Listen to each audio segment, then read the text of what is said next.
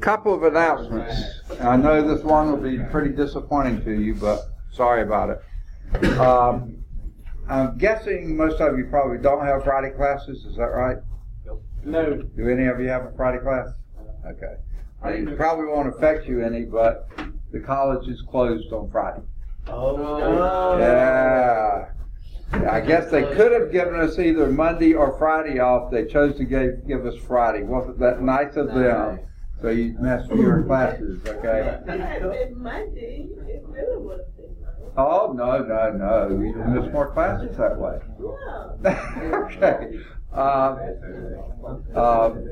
Veterans Day is actually Saturday, but they're giving us Friday off for Veterans Day. So don't bother coming to campus or calling anybody or anything. No one will be here on Friday. Okay. I wanted to ask this in case you would be interested. If any of you would be interested in being on the math team, just let me know about it, and I'll give that word to the coach, who is Mr. Racy. Okay. Okay. And let's see. Something else. Now, for some of you, this may not apply. I know at least one of you lives in Georgia, and some others may live in different states. But coming up on December 12th, does anyone know what's happening? No. Yes, the U.S. Senate election for the state of Alabama is happening, and it is, I think, crucial for everyone to get into the practice of voting, okay? Now, this is an off-time election. We usually don't have elections on December the 12th, but this is a weird circumstance. But please, I want to ask you, please, if you are a resident of the state of Alabama, I'm guessing all of you are 18 years old or greater, right? Okay, are you all registered to vote? Those who can vote in Alabama anyway. If you're not, you still have time to register before the December 12th election. So please register if you haven't. If you are from another part of Alabama and you'll be on campus, but your voting district is somewhere else, you can still get an absentee ballot and do that beforehand. Now, of course, if you're from Georgia, you know, you're not voting on Alabama's Senate race. But please plan to vote on Tuesday, December 12th. My wife did a little bit of figuring on it. In the primaries that led up to this election, the person with the greatest number of votes in the primaries got 8% of the people who were eligible to vote, who were registered to vote. That few people showed up. That's not really a democracy, okay? Democracy needs everybody's input. And especially an off-time, off-cycle election like this, your vote counts stronger than it ever has before, okay? Because you're a greater percentage. So please plan to vote on December 12th, okay? Paid political advertisement. Okay, I'm not going to tell you who to vote for, but I'll please ask you to plan to vote. Okay. Any questions before we get going on today? Okay? Now, here's what my guess of how things are going to pan out here. I think we'll get far enough today to have a lab starting at 5:45. Okay, 5:45. Okay? It's going to be a pretty short lab. Sorry about that, but I think we'll be over with fairly soon. But we're still going to be a fair ways from the end of the chapter, I'm guessing. So that means on Thursday, we'll probably be finishing up the chapter. I don't know if we'll get far enough in chapter 4 to have a lab. I kind of doubt it. So I have a feeling Thursday will be mostly in here. No! Hey. Slap yourself. I think you're dreaming. Okay, wake up. Okay. So, unfortunately, it looks like it's going to turn out that way. But then, if we finish chapter 3 on Thursday and start chapter 4, then on Tuesday, we will have the test the last 30 minutes of on Chapter 3, the last 30 minutes of Tuesday's class. We'll probably be far enough along then for a lab in Chapter 4. Now, if we get far enough Thursday to have a lab in 4, we'll do so, but if not, we will plan to have that then on, because there's some place, this chapter, the 2 labs that are in this chapter, both sort of early in the chapter. The last part of the chapter is a lot of blah, blah, blah without very much lab stuff in it. So I think we'll wind up there. So let's get going on today, and we will get done what we can, and if we get far enough along, we'll have the lab at the end of the day. Now, I guess another option, I hadn't thought about this, because I know some of you head for home on Thursdays, but you may not be on Tuesdays, right? Okay. What we could do, I guess, is have our long day today and then the short lab Yes. on Thursday. If we do the long day today, we may actually finish the chapter today, and then we could have the lab and the test, so you could really get off a little earlier. Okay. So do you want to try to do that then? Yeah. Okay. That may work out better for y'all then, if we do that. Well, let's see. So we may not have the lab. To answer your question, maybe we won't have the lab today, and that way we'll just have 2 hours of class, 2 hours of lab, and 30 minutes of tests then on Thursday. No, I'm sorry, said that wrong. Yeah. If we finish the chapter today, or at least whether we finish or not, the lab will be on Thursday. And if we finish the chapter, the test will be on Thursday too. So let's get going on it. Okay. Any questions? Nope. Okay. Example 3.5, bottom of the first column of page 69, top of the second column. Here's the example. What is the potential energy? And when they say that, generally they mean gravitational potential energy. So I like to call it GPE for gravitational potential energy, because there's several different kinds of potential energy. So GPE. Does anyone remember what the formula for GPE is? Gravitational potential energy. Say again? Gravitational potential energy. Okay. Well, tell me what energy is, or work.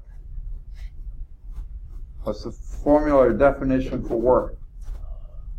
I know we did that because you did it in the last lab. I know that was several days ago, but could easily have flown the coop since then.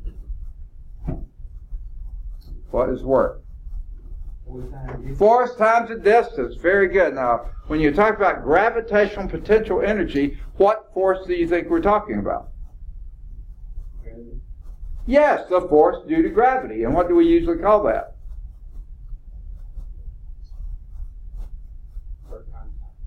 Say again? Force due to gravity. That would be the force you measure when you step on the scales, wouldn't it be? Yes. Say again? Okay, that's the unit for it. What is that called? Weight. Weight, exactly. Okay. Okay, so if you read on this problem, it's talking about kilograms and meters, so we're not in pounds. Pounds is the U.S. customary system. What kind of system are we in when they're talking about mass and, grams and kilograms and meters?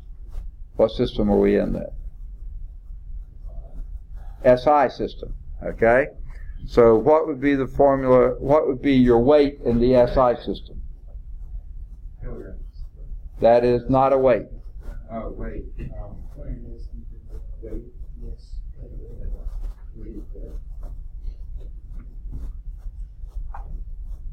Kilograms are involved with it.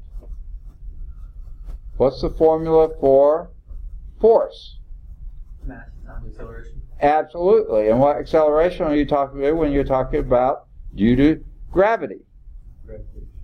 The acceleration due to gravity. Okay, what symbol is that? Gravity? G, okay. So you said mass times acceleration, so that would be mass times acceleration.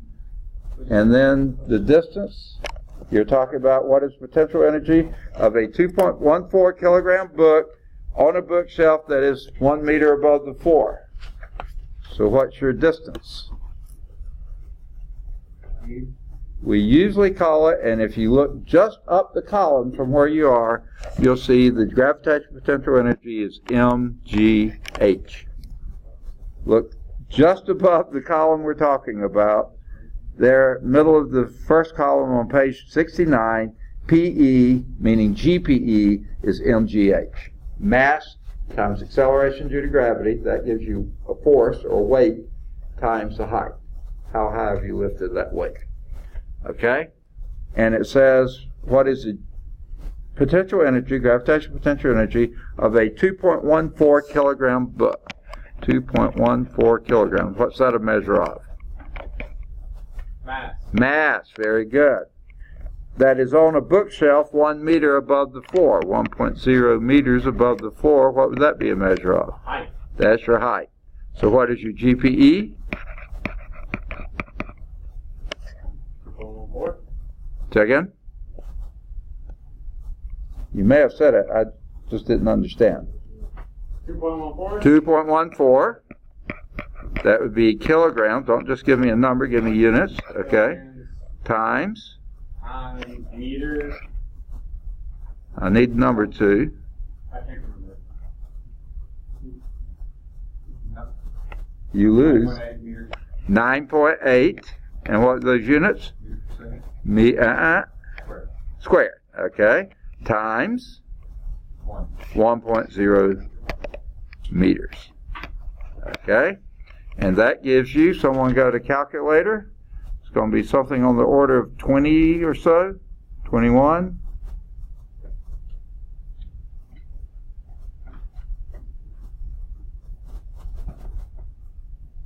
Anyone got it? Say it a little louder. 20.9. 20.9 what units?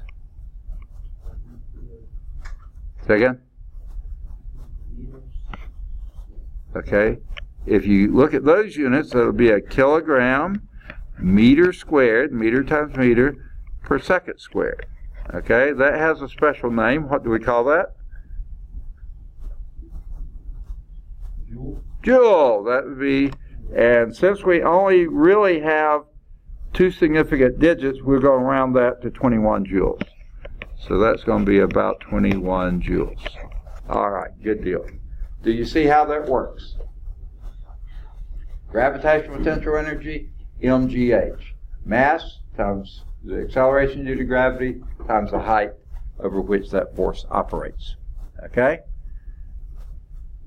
All right. Anyone need that a little longer? Okay, let's erase that ink and go to 3.6, top of page, the right-hand column on 69. How much work, so here we're looking for work, can a 5 kilogram mass, 5.00 kilogram mass, that's equal to the mass, do if it is 5 meters above the ground? 5.00 meters, what's that a measure of? That's your height. Very good. How much work can it do? Well, that would be how much gravitational potential energy it has. So what would that be? That would be, 9.8. okay, so it's mgh again. That would be 5.00, oops, what unit? Kilogram, times G was 9.8 what? Meters per second squared, times 5.00 meters. Okay, so again we have, this time it's 25 times 9.8, which will probably come out something around 240 something. maybe 240 on the nose or so, something like that. Anyone do it?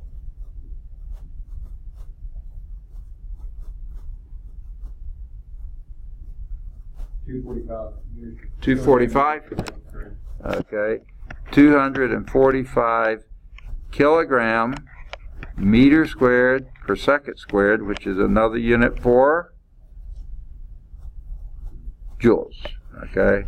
Now, we really only have two significant digits there, so they probably are going to round that to either 250 or 240. What do? They round it to 250. Approximately 250 joules. Now, I'm not that picky on the rounding, but that's why they didn't have 245. They rounded to 45 because they only have two significant digits there, so you can't have more than two in your answer. So you count off 2, look to the right, it's 5 or greater, bump that up by 1. 250 joules. All right, any questions? Now, there's another little concept applied here on sort of in the middle of the second column, page 69, about work and power, and that basically almost describes what our last lab was. Okay? And if is anyone here who did not get a copy of that lab? I know I have several copies left over, but I think all of you were here, so I was going to go on and give you that if you needed it. Anyone need this up here a little longer? Okay. Then let's delete that and now move to kinetic energy. What does the word kinetic mean anyway?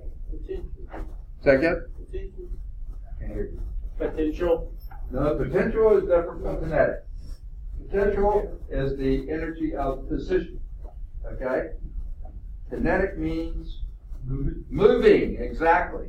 There's a whole field in biology called kinesiology. That's the science of motion. And had a nephew who majored in that at Louisiana Tech. He went on to become a physical therapist. He is a physical therapist, but his major was kinesiology. Okay, in the later in this chapter, or like sometime we're going to hit friction, and when we get to friction, we're going to talk about static friction as opposed to kinetic friction. Static friction is the friction of being still, like the friction that disc has that makes me push hard to get it to move, but once it starts moving, then it has kinetic friction. Okay? So, kinetic friction, or kinetic energy, is the energy associated with motion. Okay? Now, where can an object get kinetic energy? You either do work on a system. For instance, I pushed on the desk. When I got it to move a little bit, I gave it kinetic energy. It was stationary, it did. So when it was moving, it had kinetic energy. Okay, so I did work on it. Or, I'll lift the book. If I release it, then it's going to have a change of potential energy. Could also result in kinetic energy. That's what either today's or Thursday's lab would probably be Thursday's lab. Now, what is the formula for kinetic energy? Does anyone happen to know? This is it. Kinetic energy is 1/2 the mass times velocity squared. 1/2 mv squared. I think I mentioned to you before, most of the formulas where your variable is squared, you're going to have the 2 in the denominator in front of it. That basically comes from calculus. The only exception to that was the centripetal acceleration formula and the centripetal force. You had a v squared there, but you didn't have a coefficient of 1/2. Okay? Now, what are some ramifications of that? Okay? Let's just assume your mass is not going to change. Okay? Say you're in your car going down the highway. Your energy when you're saying going at, give me a speed. 100 miles an hour. A realistic speed. 100 mile an hour. Okay. Let's drop it down to 70, okay? 70 miles an hour. Average speed of a GM would be like 50. What's that? Average speed of a GM would be like approximately mile an hour. Average speed of what? Average speed of GM. Oh, I see. Okay. Like English. Alright. Okay. Stop slurring. Let's say our fastest speed, let's just imagine, would be 70 miles per hour. So how would our kinetic energy there compare to, say, if we're going 35 miles per hour? Twice as much kinetic energy? Because you're going twice as fast? Not quite. You're squaring that velocity. Let's take it something a little simpler, like 2 miles per hour, that's pretty slow. How about 2 meters per second? That's a little faster. 2 meters per second, okay? Your kinetic energy, let's say we had a mass of 1. So 2 squared would be, not that hard, 4. And mass is 1. Half of 4 would be 2, let's say joules, 2 joules. Let's double that to 4 meters per second. Square 4 and you get 16. Mass is still 1. Half of 16 is 8. So you've gone from 2 joules to 8 joules. 4 times. If you double the speed, your kinetic energy goes up by 4. Okay? Now the energy is what determines your stopping distance, right? Because you apply the brakes, and generally the brakes are going to give a pretty close to a constant force over a certain distance. Okay? Now,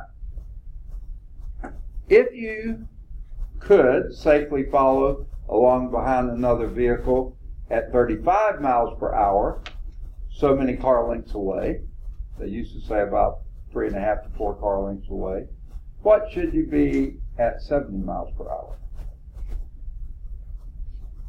6 car lengths. More like 7, okay? Because it's going to,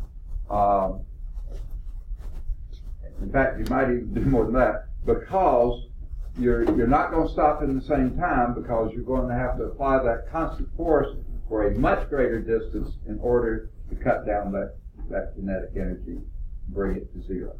Therefore, when you're going at a very high rate of speed, you should be further and further back from the vehicle in front of you. Because if something were to happen to that vehicle, the odds are you're not going to have time to stop.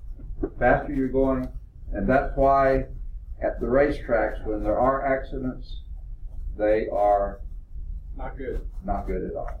You know, lots and lots and lots of damage, because they can't be going that far apart, and there's no way you're going to be able to stop. So that's just an example. Double the speed, your kinetic energy goes up by 4 because your speed is squared. If you triple the speed, it goes up by how much? Triple the speed?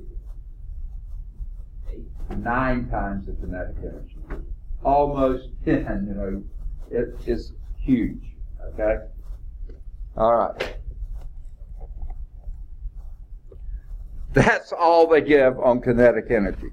Pretty poor slides, okay? They have a lot of much better things in the text. And if you look at that, there is a figure of a guy bowling, okay? And when you're bowling, let's just imagine this. What's the first thing you do with the ball? Bring it back. Bring it back, but you're also raising it up, right? What is that doing for you? Adding more. More. The energy of position starts with a P. Potential energy. You're increasing its gravitational potential energy. Okay? And then not only do you let it fall, you probably are pushing it too. So in 2 ways, you're adding a force, but also it's picking up because it's now decreasing in potential energy, so it's increasing in kinetic energy. So when it's rolling down the alleyway, now, when it's going down the lane there, that lane is usually very slick, so minimize friction. The rolling process also minimizes friction, so it's not going to lose a lot there. So basically, then its kinetic energy is fixed just about all the way down the thing, until of course it hits the pins, if it hits the pins, okay? And if it does, there they go in all sorts of directions, that dissipates the kinetic energy. So that's a really good study in energy transfer. Lifting it, you're increasing its, you're doing work on the ball as you lift it, increasing its gravitational potential energy. Then as you release the ball, you're doing two things. You're adding a force, but you're also decreasing your potential energy, which increases kinetic energy. So going down a flat level path, no change of potential energy then, is all kinetic energy. Then when it hits the pins, it does work on the pins, and the amount of work it does is the amount of energy you put into it. Okay? Let's talk about units. Let's go back to this slide. What units would kinetic energy have? What units does 1/2 have? None. It's just a constant. It's not quite a proportionality constant, but it's just a number. How about mass? Kilograms or grams? Kilogram. Let's use kilogram for SI. And velocity? Meters per second, but it's velocity squared, so that would be Speed. square it, meters squared per second squared. Oh, okay. And now you have kilogram meters squared per second squared. What's that? Joule. A joule, exactly. Same units for work as you have for potential energy, as you have kinetic energy. They're all measured with the same units, joules. Okay? Now, let's do example 3.7. So I'm going to go back a slide and clear my writing. And let's do example 3.7. A 7 kilogram bowling ball. 7.00 kilogram bowling ball. What's that a measure of? Mass. That's your mass. Okay. Is moving in a bowling lane with a velocity, they told you what that is. Velocity is equal to 5.00 meters per second. Okay? What is the kinetic energy of that ball? What's the formula for kinetic energy? 1/2 mass velocity squared. So this would be 1/2 is 1/2 or 0.5. Let's leave it as 1/2 then. What's your mass? 7.00 kilograms. And velocity? 5.00 meters per second, but you're going to square that. So this would be 1/2 of 7.00 kilograms times what?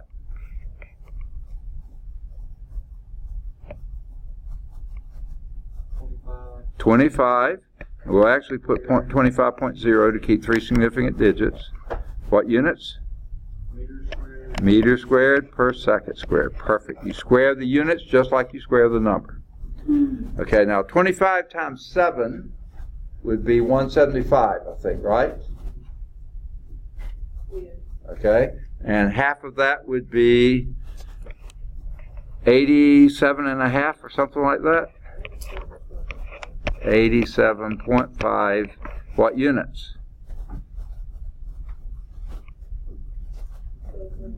Kilogram meter squared per second squared, which is a what? Joule. 87.5 joules. Now my guess is they're going to round that because, no they won't. The 1/2 can be as many digits as possible, so I think they'll leave it just like that, 87.5 joules, 87.5 joules. Very good. All right.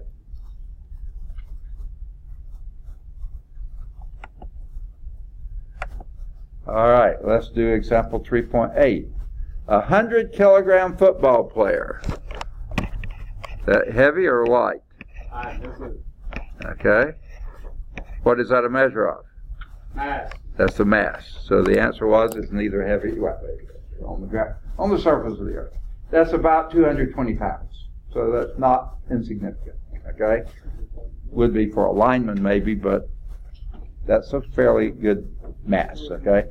Football player is moving with a velocity of 6 meters per second. So 6.0. Is it just 0 or 0? 6.0 meters per second. That is his velocity. Okay? Tackles a poor old stationary quarterback. What does that mean?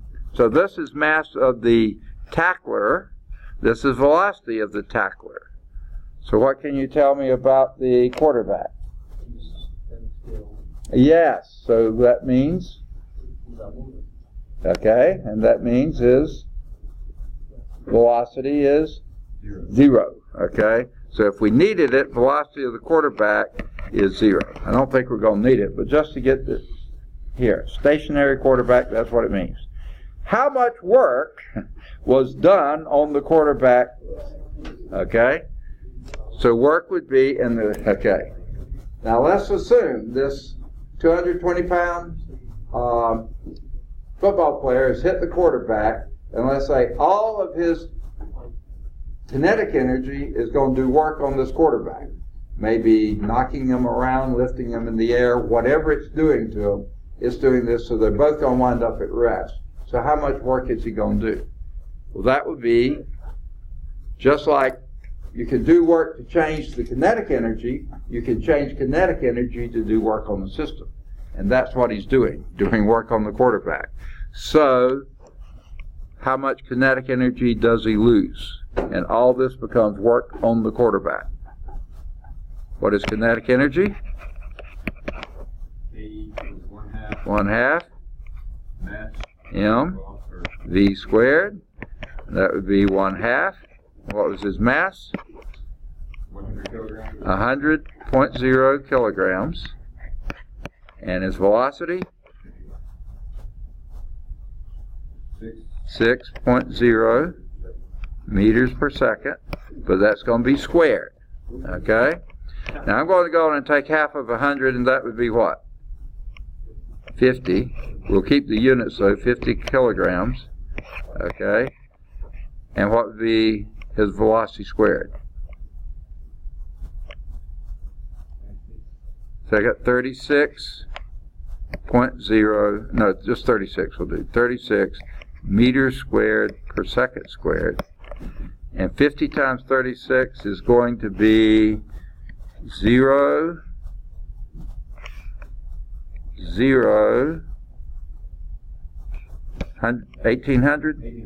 1800 what units? Joules. Now if you wanted a smaller number but a bigger unit, what would that be? If you wanted to have a smaller number but a bigger unit, what would that be? Remember, this is metric. Everything goes by powers of 10. So you just move the decimal 3 places. And that would give you what? 1.8. That's a smaller number, but we need a bigger unit.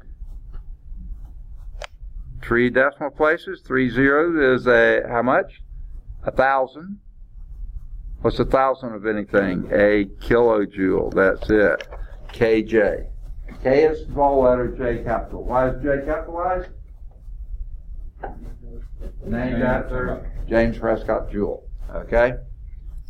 So, 1,800 joules or 1.8 kilojoules. They put a comma there, so I'll put a comma too. All right. Any questions on kinetic energy? Okay. So we'll move on to energy flow. This is section 3.3 in the chapter. Now, we've already been giving some examples of it. That linebacker's energy flowed to the quarterback, not too pleasantly either, and did a bunch of work on the quarterback. And that's why, by the way, sometimes you do have injuries and things like that as well, because those hits are doing work on the system, which sometimes are people. Okay, the energy can do work as work against inertia. What would be an example of that?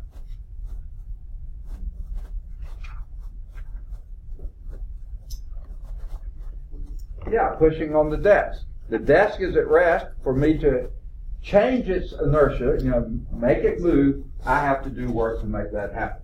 It takes energy to do that. Work against gravity, what would that be an example of that? Lifting the book. Okay, that would be work against gravity. Work against friction. Sliding something. Second? Sliding. Sliding something, exactly. Again, me pushing on the desk. The desk really isn't that heavy. It's just there's a lot of friction between that and the floor, the feet and the floor, so I'm doing work against friction there too. Work against shape. What in the world do we mean by that? I'm going to give you a dumb example. Go ahead. Sure. It really did happen to me. I remember it well. When I was in Nebraska for graduate school, I was in a group that we decided to have a co-ed volleyball team because we intramurals had a co-ed volleyball league, and we had one really tall gal and a short gal who was a great setter. We thought this could be the makings of a good team. So we had guys who were okay too. So we were up against this other team, and we were watching them warm up, and unfortunately they had a really tall gal with a really good setter, and that gal could really spike the ball. I mean, obviously she had played pretty extensive volleyball somewhere. So sure enough, we were playing against her and stuff, and volleyball, you sort of rotate positions, around, and it came to pass at the time when I was on the front line, and she was right across from me, and they were serving. We were. One of us was, and I knew that when that ball got over there, if they could get it to that little setter, she was going to just put it right up there for this spiker to do her job on it. And so all I could do was jump up and be as big a target as I could, get my hands as far up in the air as possible, and try to time it so I could knock the ball back across the net. Okay? Well, sure enough, the ball went over. They got it to the setter. She set it up perfectly for this gal. She was in the air coming down. I went up, and she didn't hit my hands or arms anywhere. The ball hit me. And by the way, have y'all ever played volleyball? The ball isn't particularly soft. About the same. It's about the same hardness as a basketball, which isn't particularly soft. Not quite. It's not quite as hard as a basketball, but it's a pretty hard ball. I mean, okay, not like a baseball or a golf ball or something like that, but it's still pretty significant. Okay, so I went up, and that ball came and hit me square in the face. Literally, I felt the ball touch both ears at the same time. All I could see was Wilson, No, I was just kidding on that part. And unfortunately, it landed on my side of the net, so we lost the point, or they got the serve or whatever. That was work against shape. The ball compressed around my head and then bounced back. That, by the way, is what happens every time you hit a baseball, a golf ball, a tennis ball, or anything else. Just temporarily there, you're deforming the ball, and then the ball rebounds off of it. Literally, when we were rolling those balls against each other in the lab, wasn't very much, but if you could see it microscopically, you would have seen we dented that metal ever so slightly, and then it rebounded. That's exactly what happens anytime things hit. Okay? And then work against combinations of all of the above or any of the above. Okay? Here's their examples. You're trying to jump start your car, pushing the car. That's work against inertia. Inertia of the car is trying to sit there, and you're trying to get it to move. Okay, that's work against inertia. Your force that you're exerting on it times the distance. If you are able to move it, however far you did it, that is work. I've actually heard about a physics class and they literally did this, and I thought it was a real nifty experiment. Okay, they had, I think, two guys pushing on the back of it. Probably was something like an SUV or something like that, that had sort of a kind of a vertical back end, so you could do that. And how they did it, they pushed their hands on scales against that, so what you were measuring was the force on which you were pushing. Okay? So two guys pushing on that and people measuring the scale. And then they had a guy sitting in the door open, and what he was doing, someone was timing, and he was dropping little traffic cones or something that was marking the spot every second.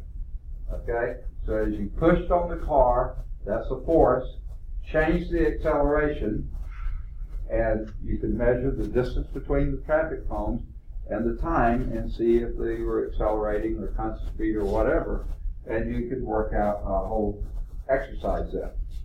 I thought about doing it here, but a lot of our parking lots are fairly flat, but you'd have to have a fair amount of room when you don't want other cars moving along, and it just got to be a little complicated. But it seemed like that was a pretty nifty experiment. That was work against inertia. Okay? And what other concept is inertia closely related to?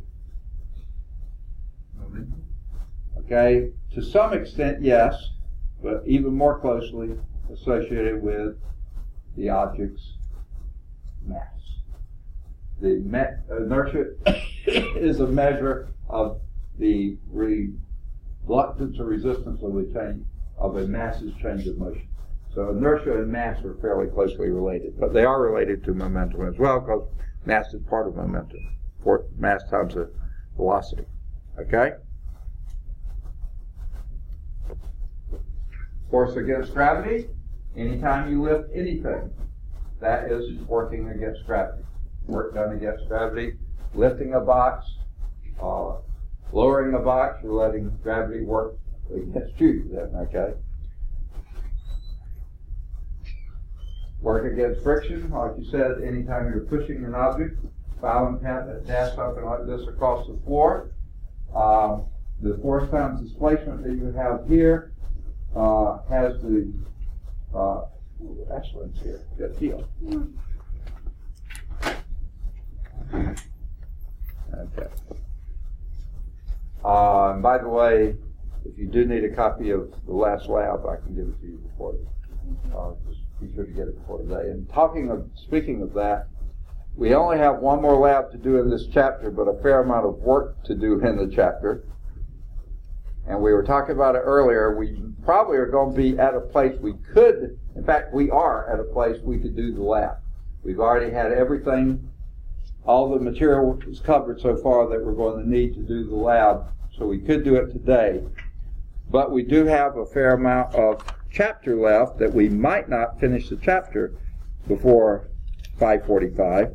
So if we don't, we were talking earlier, we may just keep on going and finish the chapter today and then have the lab on Thursday and possibly the test on Thursday as well.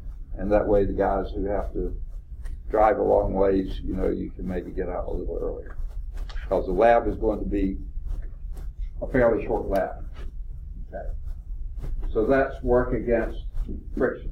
pushing the something across a rough surface. Now, if this was ice and that was perfectly smooth bottom, it's not hard to push at all, is it? Okay. But if there's friction there, it can be significant to do the pushing. Okay. Or not just ice, very well lubricated. Okay. All right. Work against shape rather than volleyballs here. They're talking about work against the spring. Did you get it? I'll get it in a second. Okay. Sorry.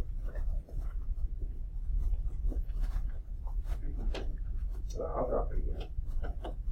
Thank you. You say I properly dropped it? Huh? You say I properly dropped it? Oh, why don't you? Give it back to them. Okay. All right. Here is work against the spring. If you push on the spring, you're going to compress it. But guess what? It's pushing back on you. You're doing work on the spring to either compress it or stretch it, either one, and it's going to want to restore itself. That's called a spring potential energy. You're increasing by the work that you do on it. And then when you release that, then it starts doing work by giving kinetic energy to whatever the object is on the spring. So that would be either compressing or changing the shape of a spring, or hitting a tennis ball, baseball, golf ball, anything such as that, or having volleyballs hit you in the face. Okay, work against shape. And then, of course, any combination of those. All right, now looking at energy forms, okay? There was a subblurb there on work and energy, but that was, I think, basically what we were just talking about. So then, energy forms. Get this one. You'll be seeing this several times, as in the next lab we do. What in the world is mechanical energy? Now, it's in the book, but it's kind of buried in the book.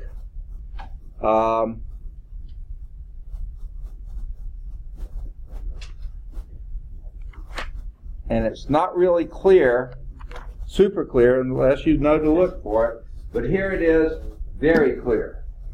Mechanical energy is defined to be the sum of kinetic plus potential energy.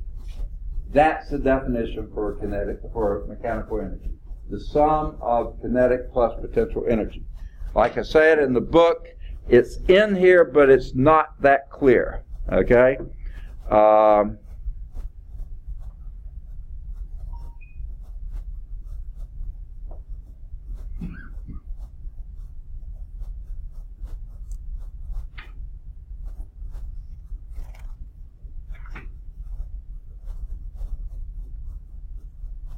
Okay. The closest they come to it is the sentence right near the bottom of the right-hand column on page 71. The form of mechanical energy is usually associated with the kinetic energy of everyday-sized objects and the potential energy that results from gravity. Okay? Not quite as clearly stated as this, but this is it. Kinetic energy plus potential energy equals mechanical energy. You'll need that for the next lab. Okay? Another form of energy. Electrical energy. What is that dealing with? Charges. Flow of charges, which is current. Okay? And other ramifications there. You have stored electrical energy. That would be in a battery. And that's chemical energy converting to electrical energy. You have potential energy on a hydroelectric dam. Gravitational potential energy. Changing to kinetic energy of the moving water, turning the turbine, kinetic energy, and producing electricity. So electrical energy basically is moving charges, which is a current, and then the work that they do. Okay? Next, chemical energy. Okay? Now they actually didn't have, in the new edition, they have a slightly different order here. Chemical energy. The energy involved with chemical reactions. As I said, your battery. What do you call those car batteries? What's the name for them? They're called batteries. Do they have a descriptor that you ever heard it? Flooded or acid flat. Say that again? Flooded. or active last name. Okay. I heard the acid part, but what was the first part? Flooded battery. Second? Flooded. One more time. Flooded or active last name.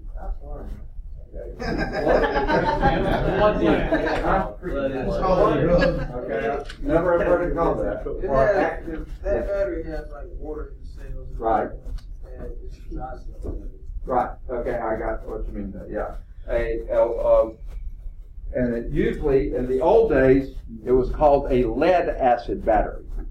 And I think some of the newer batteries have different metals in them. But basically what they are is the potential difference between, they call it the electronegativity of the plates.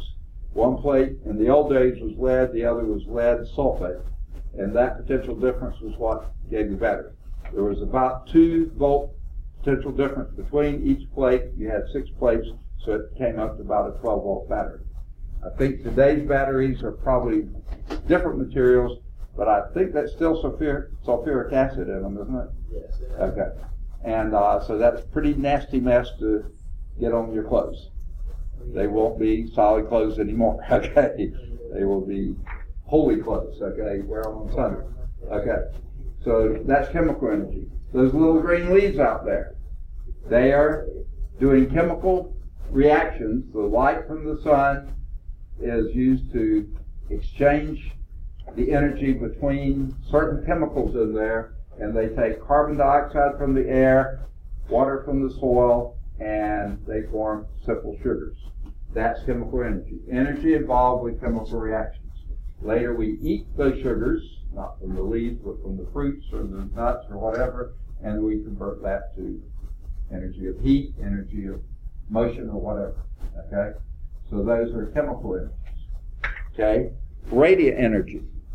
Basically, electromagnetic energy, that's the overall thing for what we call radiant energy. Visible light is a very small part of that full spectrum of radiant energy. I mean, really tiny. You have higher energies than that. Your gamma rays, extraordinarily high energy. You don't want to be in the presence of gamma rays. They kill tissue pretty successfully, okay? They just kill tissue, okay? Even less energetic energy like X-rays, that also damages tissue, okay? You don't want to be having X-rays done really frequently, okay? Hopefully you don't have to.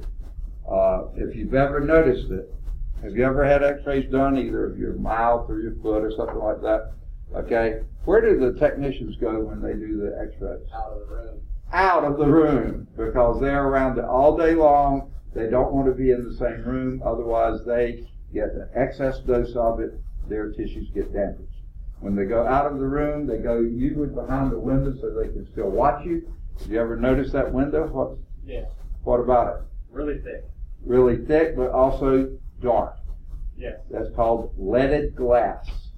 They have enough lead in there to absorb that energy, and it's very thick glass too. Those walls, I guarantee you, have lead plates in them, okay?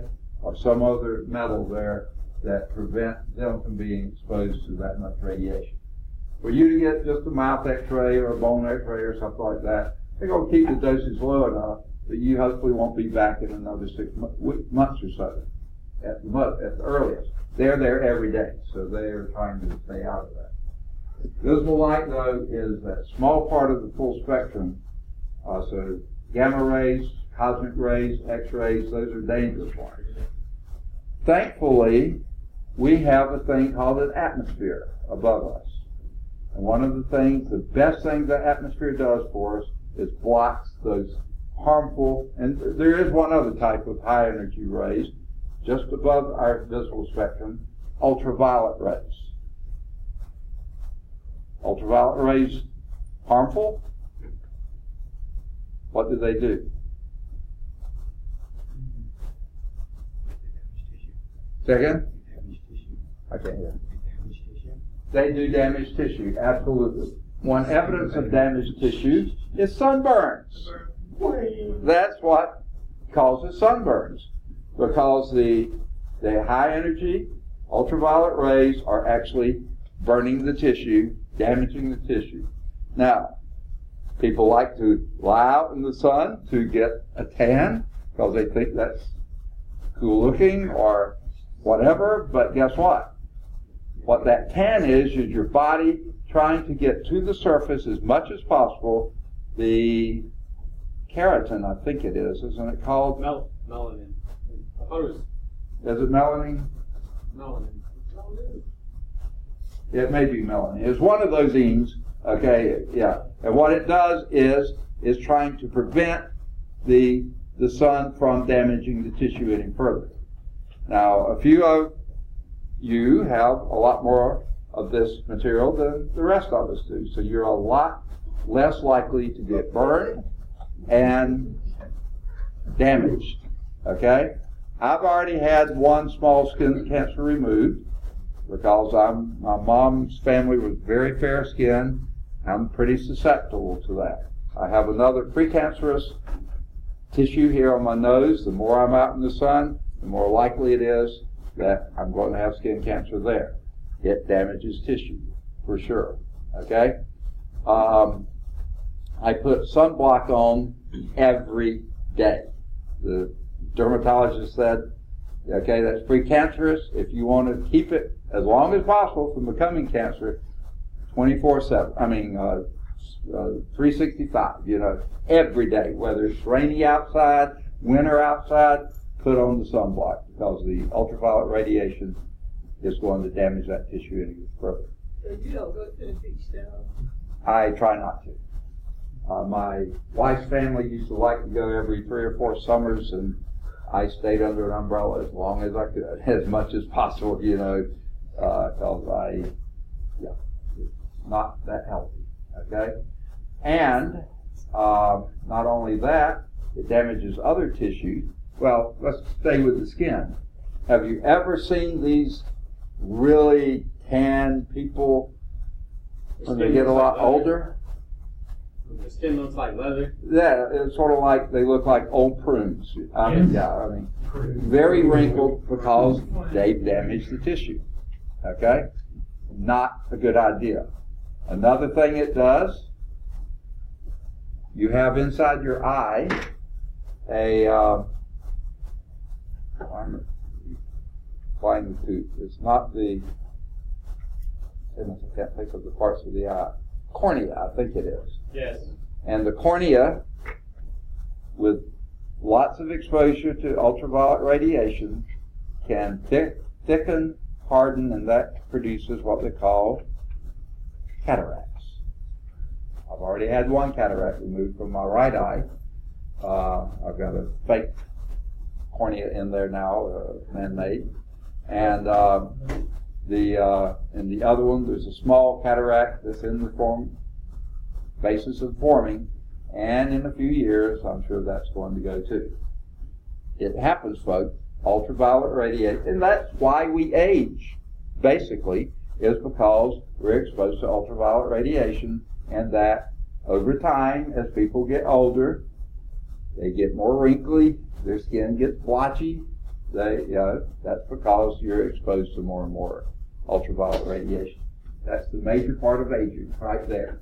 So that's, okay, then you get down to light, and right below ultraviolet radiation is violet, blue, let's see, indigo, blue, green, yellow, orange, red, and then below that, that's the visible spectrum, okay? Very narrow band. Below that you get other rays, okay, electromagnetic radio energy,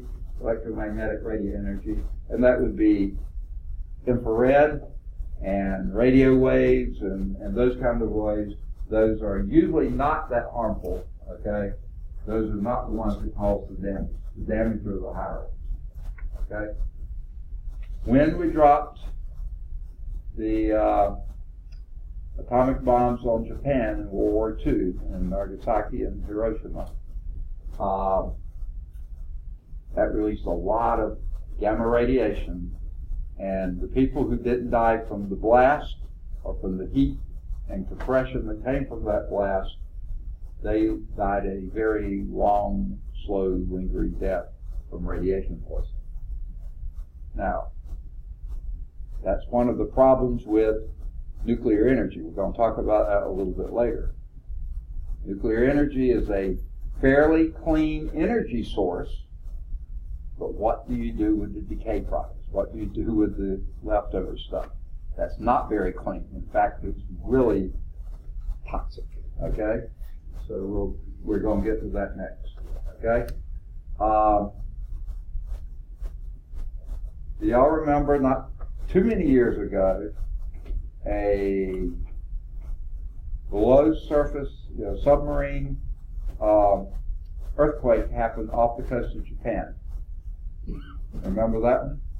It was near a nuclear power plant at Fukushima. Because Japan has no oil or gas or coal or anything else, and they're a very industrialized country, so they had really gone in heavily because they had to import all their energy sources to run their electrical grid. With all the manufacturing they did, that was a lot, and then all the people that lived there, that was a lot. So they started transitioning to nuclear power because it's, once you build the plant, they last a long time, and stuff. And they built good, safe plants. But when that, yes. If the rest of the world has coal and oil stuff, how do they? Well, just because of where they are, they're a volcanic island, and basically we're what produces coal, natural gas, petroleum, and that kind of stuff is long periods of leaves and sticks and stuff gathering and getting pressed further and further into the soil, and the heat and the temperature changes that organic matter to petroleum, coal, and natural gas and that kind of stuff. They're a volcanic island. They're fairly new. There wasn't that much buildup over time. And when I say new in a geological sense, just a few tens of thousands of years old rather than a couple of million years old, and stuff like that. So yeah, that's why they don't have it. Most Hawaii you won't find any coal, natural gas, or anything else like that on Hawaii or any of those volcanic islands. Iceland, they just don't have it. Okay, and many other places don't have much of it either.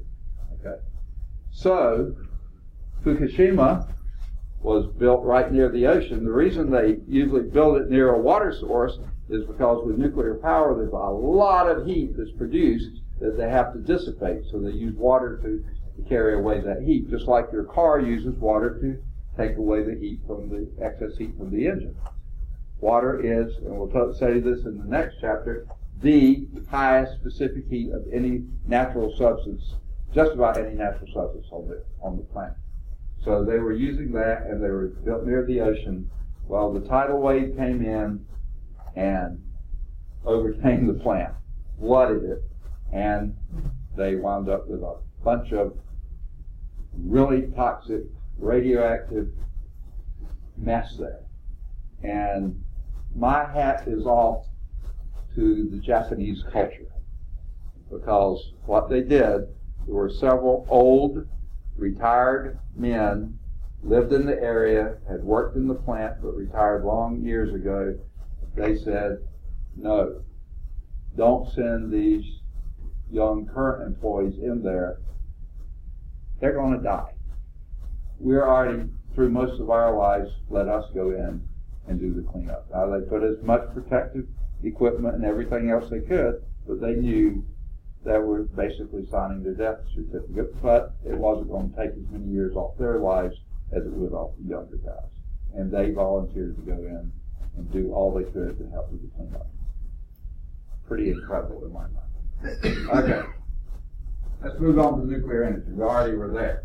Energy involving the nucleus and nuclear reactions. I don't know if you remember back when we were talking about the four basic types of energy, of energy. There was, or forces, let me say forces. 4 types of forces, remember that was in the last chapter, wasn't it? Yeah.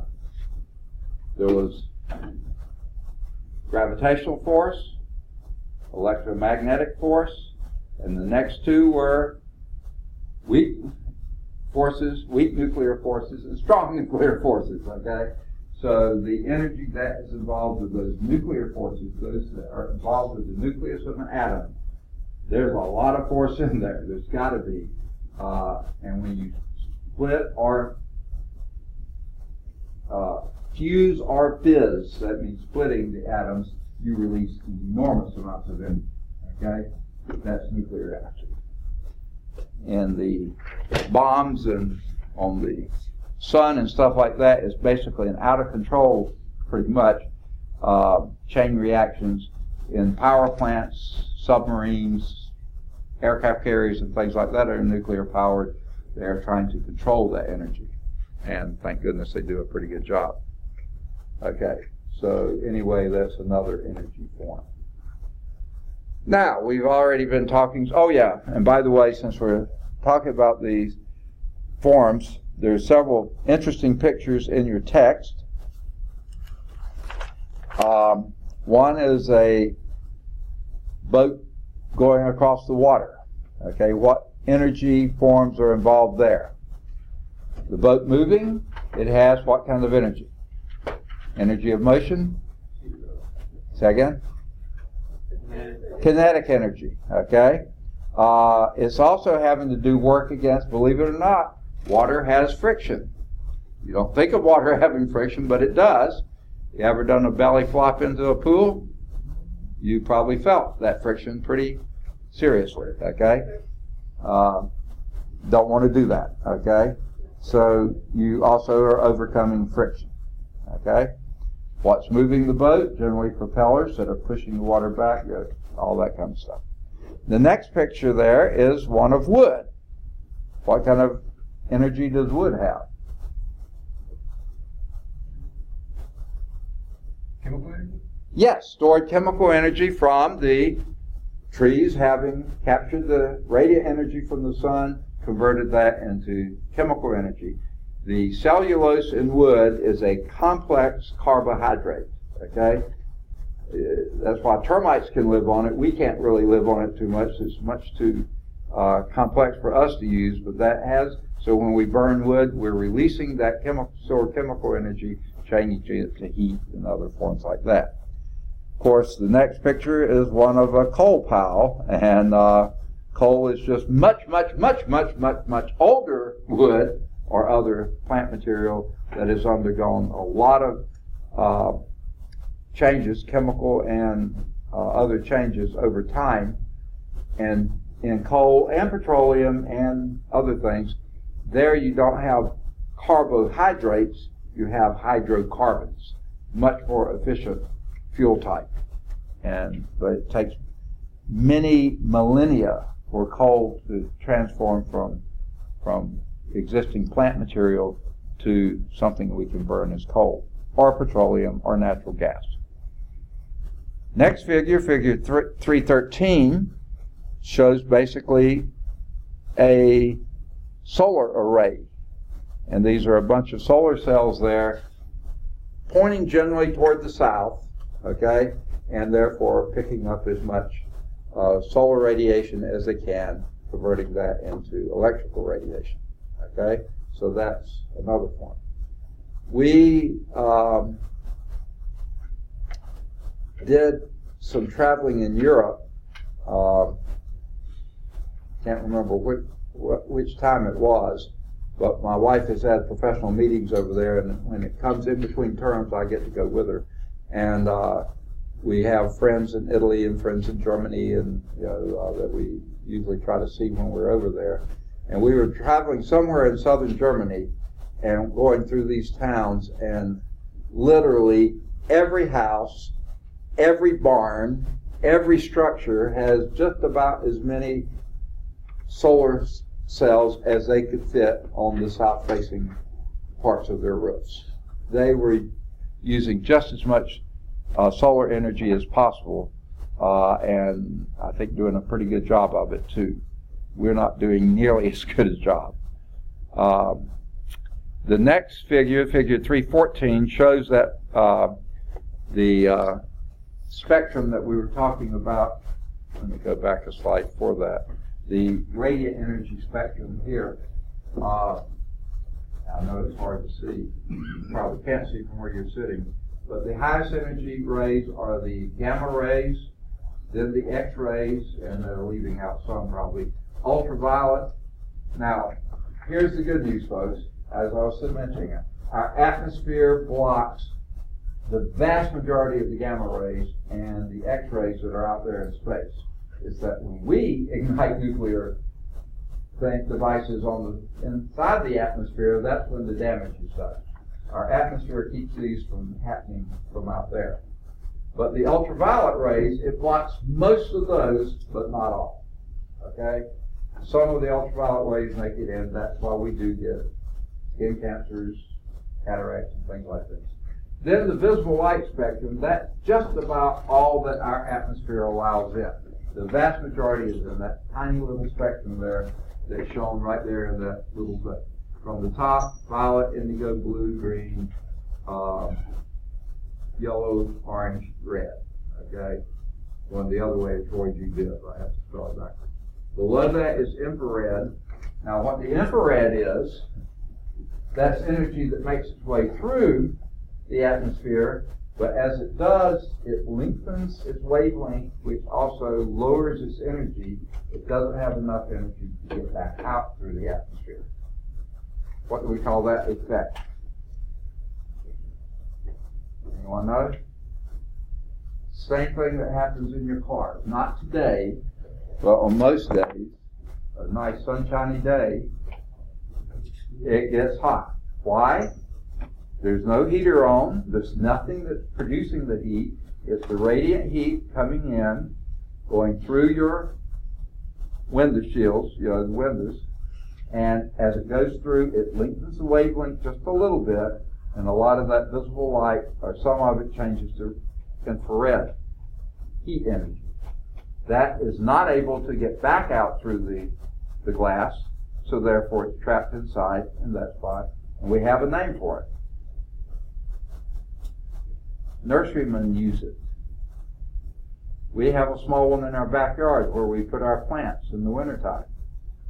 Greenhouse effect. Exactly. That's what's happening. You have something. In fact, you could probably feel it if the sun was shining outside. You would feel the light come in, but if you're sitting by the window, you feel the heat on your thing. That's not the light that's producing the heat. That's the visible spectrum light that is lengthened wavelength and become infrared radiation, and then it can't get back out. Okay? Then you have your microwaves down here, then your TV, FM waves, and AM waves, long radio waves. It just keeps on going. Okay? These are not harmful down here at all. The harmful ones are above the visible spectrum, and that's what our atmosphere blocks for us. So when we start talking about other planets that might be habitable, not only do they have to have an atmosphere, you have to be habitable, they have to have the right mixture of things in the atmosphere. Venus has a very dense atmosphere, okay?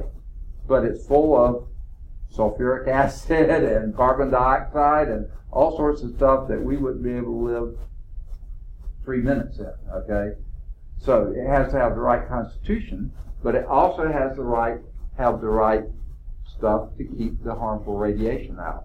We are very fortunate to have an atmosphere that blocks just about all of it. Now, don't want to get into this, but it's an interesting thought anyway, because it can't be proven. But if you have studied the biblical record, they said that some of those old guys way back then lived hundreds of years. Now, we don't know what they were measuring and stuff like this. But then came, what was Noah famous for? The flood. Before the flood, it seems like there was just huge blankets of water vapor. It hardly ever rained. It was just there. Everything got enough moisture from the thing. But then when the flood happened, that changed into rain, and then you started the hydrologic cycle. Well, all that moisture leaving the air, now you opened up for the harmful radiation to come through, and we started aging much faster. Now that's one theory. I'm not going to say that certainly hasn't been proven, but that is one theory, because from before the flood, they lived all those long years. After the flood, that shortened until it got down to about what we have today. Not exact, but it sure makes you wonder. Okay? All right. That's energy forms. Wanted to go over those. They were really good slides. They didn't show up here. Good figures in the book. Okay? So let's talk about energy conversion. We've been talking about this. And by the way, I sort of hate that they say this. Any form of energy can be converted into another form. They say that, and yeah, mostly that's true. I see several people getting up. We need to take a break about now? Yeah. Okay. Yeah, we've been going for about... Huh? That sounds fine. All right, good. Let's take a 5-minute break. We'll come back to energy conversion. Try to keep it less than 5 if possible.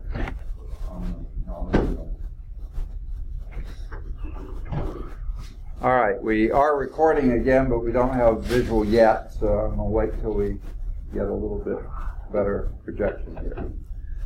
All right, we're on energy conversion, and what I was saying before, this first statement here, technically it is true. Any form of energy can be converted into another form, but as you'll hear as we talk about in a little bit later time, not always does that happen, okay? Now, another bullet here. Energy flows from one form to another in natural processes, okay? And that does occur naturally. I mean, the sunlight coming in, that's a natural process, okay? One example of this, and this is what we'll do in the next lab, we're going to do an experiment with a pendulum, and we'll do a few different things with it, but one major thing. And here's basically, here is our bowler now. This picture is way out of place the way the new book puts it. The older edition had it over here. This was not quite a pendulum, but it's very similar. When he's lifting that ball and then releasing it, basically his arm is fairly straight, and he's acting like a pendulum. Okay? That's not the best example of a pendulum, but he's doing work on the ball to lift it, and then he's both adding a force and letting it fall, and that both changes potential energy, gravitational potential energy to kinetic energy, and at the same time he's exerting a force and doing work on the ball, so that gives it even more kinetic energy. And then that kinetic energy is changed into disrupting the pins, doing work on the pins, and that's a form of energy conversion. Chemical energy in this muscle, gravitational potential energy by lifting the ball, more chemical energy to give it more force, potential energy becoming kinetic energy. And what's the sum of kinetic and potential energies? Mechanical energy, excellent, okay? And that stays constant throughout the activity here, okay? Pretty much, until right at the very end. And we'll talk about that a little bit later too. But here's the pendulum. This is the better example of a pendulum, okay? Now, a pendulum can be either a flexible or rigid thing that holds it in place. The one we do will be a flexible one, but a lot of times, like its arm, that was a more rigid. If you lift the pendulum a certain height, what are you giving it? Potential energy. Yes, you're giving it gravitational potential energy. You're doing work on it, lifting it up, getting it to a certain height. Then when you release it, what happens? It transfers to kinetic energy. Yes, it transfers slowly. From here, it picks up speed very slowly, but it does. As it drops, it picks up speed, and the maximum speed is reached when? At the very bottom, because it's lost all its gravitational potential energy that it can, and now it's all kinetic energy, but then it continues moving, right? And as it moves here, what's it doing? Slowing back down. slowing down, and that kinetic energy is now changing back to gravitational potential energy until it reaches what height over here? Basically the same height that it had there. And then it starts the process again and again and again and again. That's it. Okay? Now, what doesn't change in that whole process? Say again? Gravity. Okay, gravity, yeah, that's constituted, but what form of energy does it change? Mechanical. Mechanical doesn't change because the sum stays the same. Here it's 100% potential, gravitational potential energy, 0% kinetic if it's at rest there. When you release it, then at some point down here where it's halfway the distance it was above the lowest point. By the way, we call this the zero reference level. Okay, as low as it can go in that problem. Okay, down here it's all kinetic energy, no gravitational potential energy. Halfway up there is 50-50, 50% gravitational potential, 50% kinetic. Goes over here, goes to the same thing. Goes from 100% kinetic, zero potential, greater potential, less kinetic, greater potential, so it's about 50-50. And then up here it's all potential, no kinetic, because up here it stops just briefly and then starts the process again. Okay? That is changing kinetic energy, changing potential energy, but the mechanical energy is pretty much constant. Why do I throw these weasel words in there like pretty much constant? Well, guess what? Whatever you have up there is moving. You're going to have a little bit of friction. No way you can ever eliminate friction. And that's what I was saying before when I was back on this slide. Oh, right here. Any form of energy can be converted into another form. Yeah, it can, but it doesn't always. That friction and that low-level heat that's produced there, very seldom can you convert that back to anything useful. We'll talk about that later in the chapter. But it can be. Heat energy can be converted to other forms, but most of the time it's lost. Okay? But that's not because it can't happen, it's because typically it doesn't. Okay. Now, when they say the energy of the pendulum is fixed, what they mean by that is mechanical energy. The mechanical, so I like to put an ME there for mechanical energy, and this is of a pendulum, is equal to kinetic energy plus, I like to put GPE, gravitational potential energy. There's lots of different kinds of potential energy. The one we're talking about here is gravitational potential energy. Okay? And we'll be doing that in the next lab. Okay. Any question on that? See if there's anything else here. There is a big picture here of the blades of a steam turbine. I don't know if you've ever seen one. This is one that looks like it's been used a while because it looks like it's a little on the rusty side, so I think this is a used one. But that has, that's what the steam goes firing through that, forcing it to turn, and notice there's different sizes of those blades and things like this, and it's getting every bit of the energy it can out of that movement. Now, steam is moving through that. What is creating the steam? Okay. Some power plants burn coal. Some power plants might burn some type of petroleum product. Some, a lot of them these days, natural gas. Other, nuclear power. However it happens, all those other forms we saw before are being used to generate heat. The heat is used to make the steam. The steam has the kinetic energy that turns the turbine. Just about all these, that would be the case. Now, there were some naval vessels. Most of the naval vessels use boilers. They burn the fuel. It's called naval distillate. It's sort of like kerosene. They burn that. It heats water, makes steam, and that's what it does. A few of the ships are powered by gas turbines. In other words, just the exhaust from the burning is what turns the turbine. There, you do have that occasionally, but most of the time it's heat from the steam that heats up the steam, and that's what it goes from there. So is that how a nuclear submarine or nuclear aircraft carrier works? Yeah, you have the power plant, then is a nuclear power plant, and the energy from the nuclear controlled nuclear reaction is what used to create the steam that goes through the turbine. That's exactly it. Okay. Now, on a conventional submarine, on the other hand, Diesel. second, a diesel boat, yeah, okay.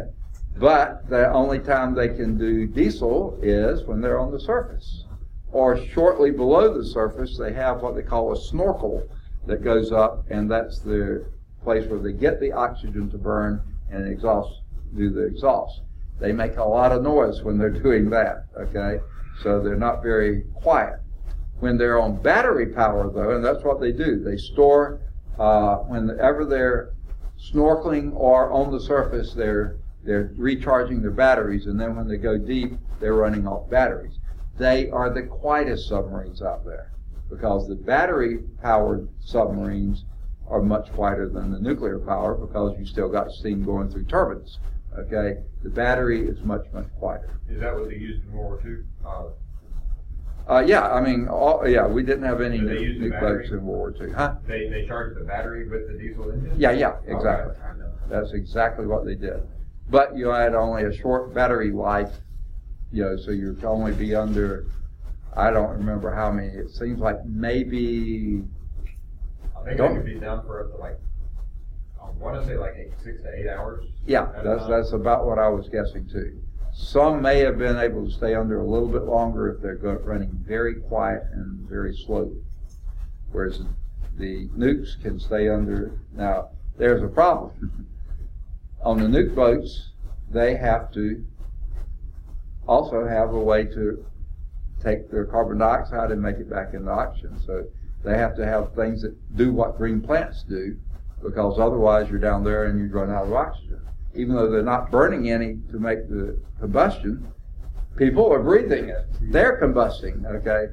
So they have plants that scrubbers, and they have all sorts of technology for it. And actually the air on those nuclear submarines that are underneath the ocean, there's two types. There's the fast attack submarines, which are there, and they go up to the surface pretty regularly. The ballistic submarines, they go down and they stay down and stay very quiet, and they get positioned where they need to be and move if they need to move, stuff like that. But they're under for long periods of time. Sometimes most of their deployment, which could be 6 to 8 months, they're underneath the ocean just about the whole time. And that would have to be rather confining. But they say when they come back up, because they usually don't come back up until they're right near the ports. Near the ports, there's a lot of pollution. The air they've been breathing while they're underneath has been purified so pure, when they come up, most of them get sick. Really? Because the air is just so nasty compared to what they've been breathing. So it's pretty amazing the technology that goes into those things. Okay. So anyway, that's energy convert. Oh yeah. So I was going to say, there's a science sketch here talking about how a car accelerating down a steep amusement park roller coaster ride loses potential energy, gains kinetic energy. Basically, most of the rides that you have at amusement parks, they're based on acceleration, and they're changing kinetic energy, potential energy. That's all they're doing. Roller coasters, loop-de-loop, whatever they're doing, that's what's happening. Okay. Now, before we get into energy conservation, there are a couple of, figure 317 is worth a very good look. It basically is doing the calculations to get these three positions here. So without doing them in class, please take a look at those. 317 is really worth it. They do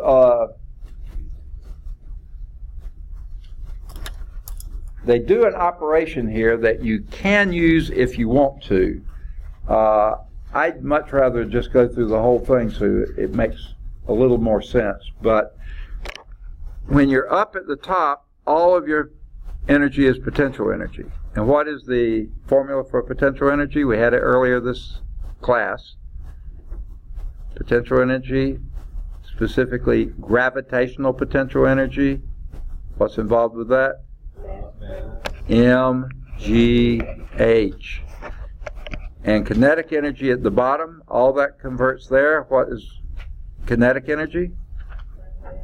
1/2 mv squared. Okay?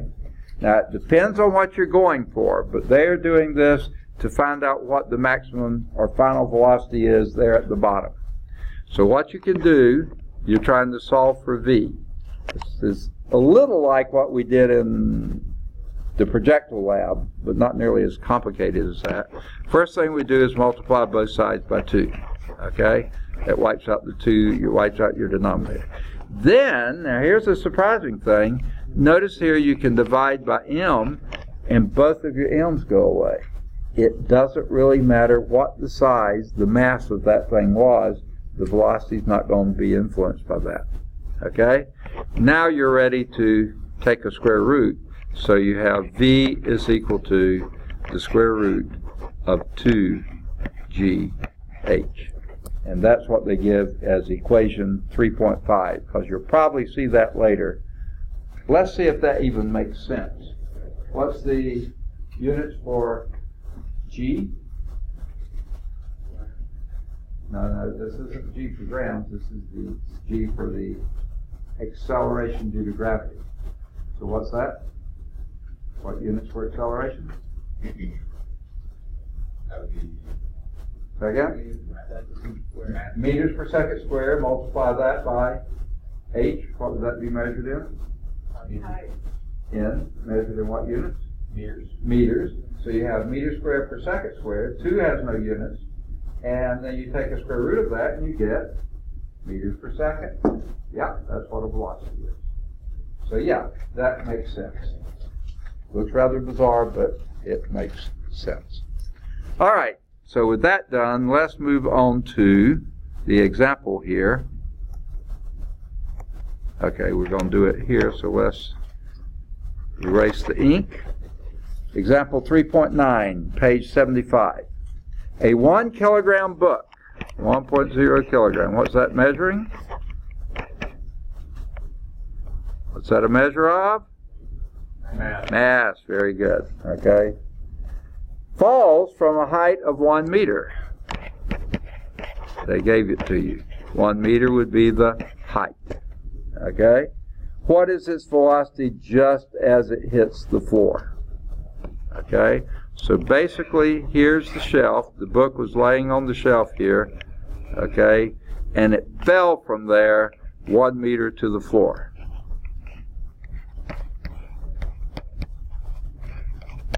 Okay, ugly picture. Okay, here's the floor down here. So the book fell from the height of 1 meter, and by the way, the mass of the book was 1.0 kilograms. That would be about this book here. I think that's about 2.2 pounds or so. So yeah, that would be just about that book. Okay? What would be the velocity just before it hit the floor? How could you get velocity from that? Using the equation you had on the last slide. And what was that? V equals the square root of 2gh. Okay, y'all remembered that one well. And let's see what we can do then. So do we even need the mass? No. Not if you use that formula. Okay? So let's see what we got. The square root of 2 times what? 9.8 meters per second squared times 1 meter. 1.0 meters. Important to have that there, if nothing else, just for the units. So that would be 19.6, the square root of 19.6 meters squared per second squared. Now, what two numbers will that be between? What two whole numbers? Square root of 19.6. 4 and 5. Between 4 and 5. So 4 squared is 16, 5 squared is 25. Something in between those two. I'm guessing 4.46 or 4.27. .427. Say that again. 4.4. 4.42. Okay. 4.42. Well, we only have 2 digits here, 2 digits here, so let's round that to about 4.4 meters per second, because when you take the square root of the units, that'd be meters per second. So about 4.4 meters per second. Yep. Oh, and the book has it wrong. Okay? They have the number right, but what did they miss? The unit. The unit, they have meter seconds, and that's not meter second, that's meter per second. There should be a slash there rather than a dot. The dot means multiply, this is divided. Okay. The second question, what is the kinetic energy of that book just before it hits the floor? That was the velocity. What is the KE just before it hits the floor? K equals What's that? MGH. Okay, so if you want to go that way, you can say KE, okay, is equal to MGH. Is that what you I said? think that's what it is. Okay. Now, the reason you can do that, at the top up here is all potential energy. Down here, it's all kinetic energy. If you figure out how much potential energy was, that's how much kinetic energy is down here. So, let's do that. What is the mass? 1.0 kilograms. And G? 9.8 meters. 9.8 meters per second squared times 1 meter. 1.0 meters. Okay? And that would give you, pretty easy to do, 9.8 what units? Meters squared per second How squared. about kilogram? Kilogram meters squared. Meters squared per second squared. And what's that? Another, that's a measure for what? A joule. That's a joule, 9.8 joules. Now here's where the book, I think, does something really dumb. Okay? You can't say that. I'm sorry. They got the units wrong on the first part. Here's what they do here. They took this number and did 1/2 mv squared. 1/2 the mass, okay, 1/2 times 1 kilogram, times this thing squared. Well, if you recall, that was 4.42 something another, right? Didn't you say? When you were telling me that velocity? Didn't you say it's 4.42 something, something, something? We rounded it off to 4.4. Well, they took the 4.4, squared that, they got a number smaller than this, and then when they did that, 1/2 mv squared, they came up with 9.7. That's a better answer than that. You know? Because if you do this, and you'll see, this is the effective round-off error. Another way to do it is kinetic energy is equal to 1/2 mv squared. And if you use the 4.4, which is a rounded number, you have 1/2 times 1.0 kilogram times 4.4 meters per second squared. And what do you get then? Square 4.4, take half of it. Someone with a calculator?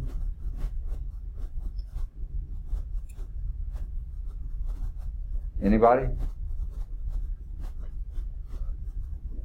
Anyone got a calculator? Okay.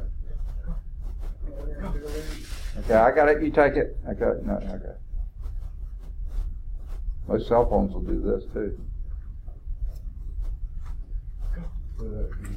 4.4 squared divided by 2. What do you get?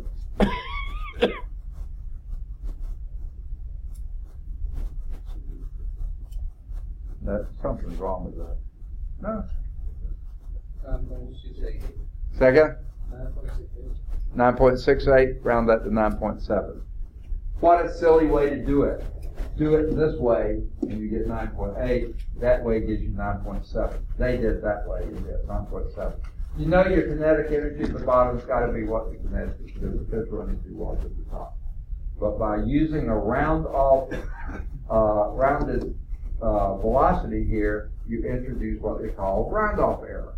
And that carried through and got you a number that is close, but it doesn't really make that much sense. Okay. Now, let's see.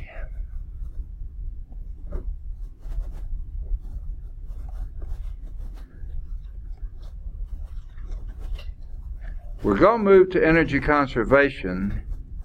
I want to just scoot up here a little ways.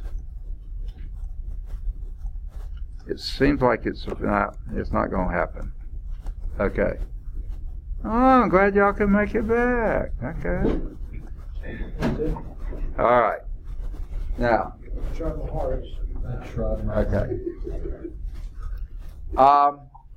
There is a great figure at the bottom of the first column of page 75. Okay? This is energy conservation. This is still an energy conversion. This is a very informative figure here. Okay? Now, everything, all the energy we have on our planet, everything we use to come from, basically comes from where? The sun. The sun.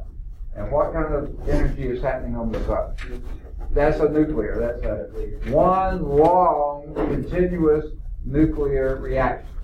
Now, Ashlyn and Melba were both in the Physical Science 111 class. Is that going to last forever? No, the sun's life is about 10 billion years. Wasn't that it? Seems like that's about right. Billion? Billion. Oh. With a B. Shouldn't Okay? you know? What to say? Huh? But shouldn't you know? Yeah, that's what I'm saying. It's approximately. Okay, I was just checking. Okay. We are about halfway through the sun's life. We figure it's been out there burning away for about 5 billion years, so it only has about 5 billion to go yet.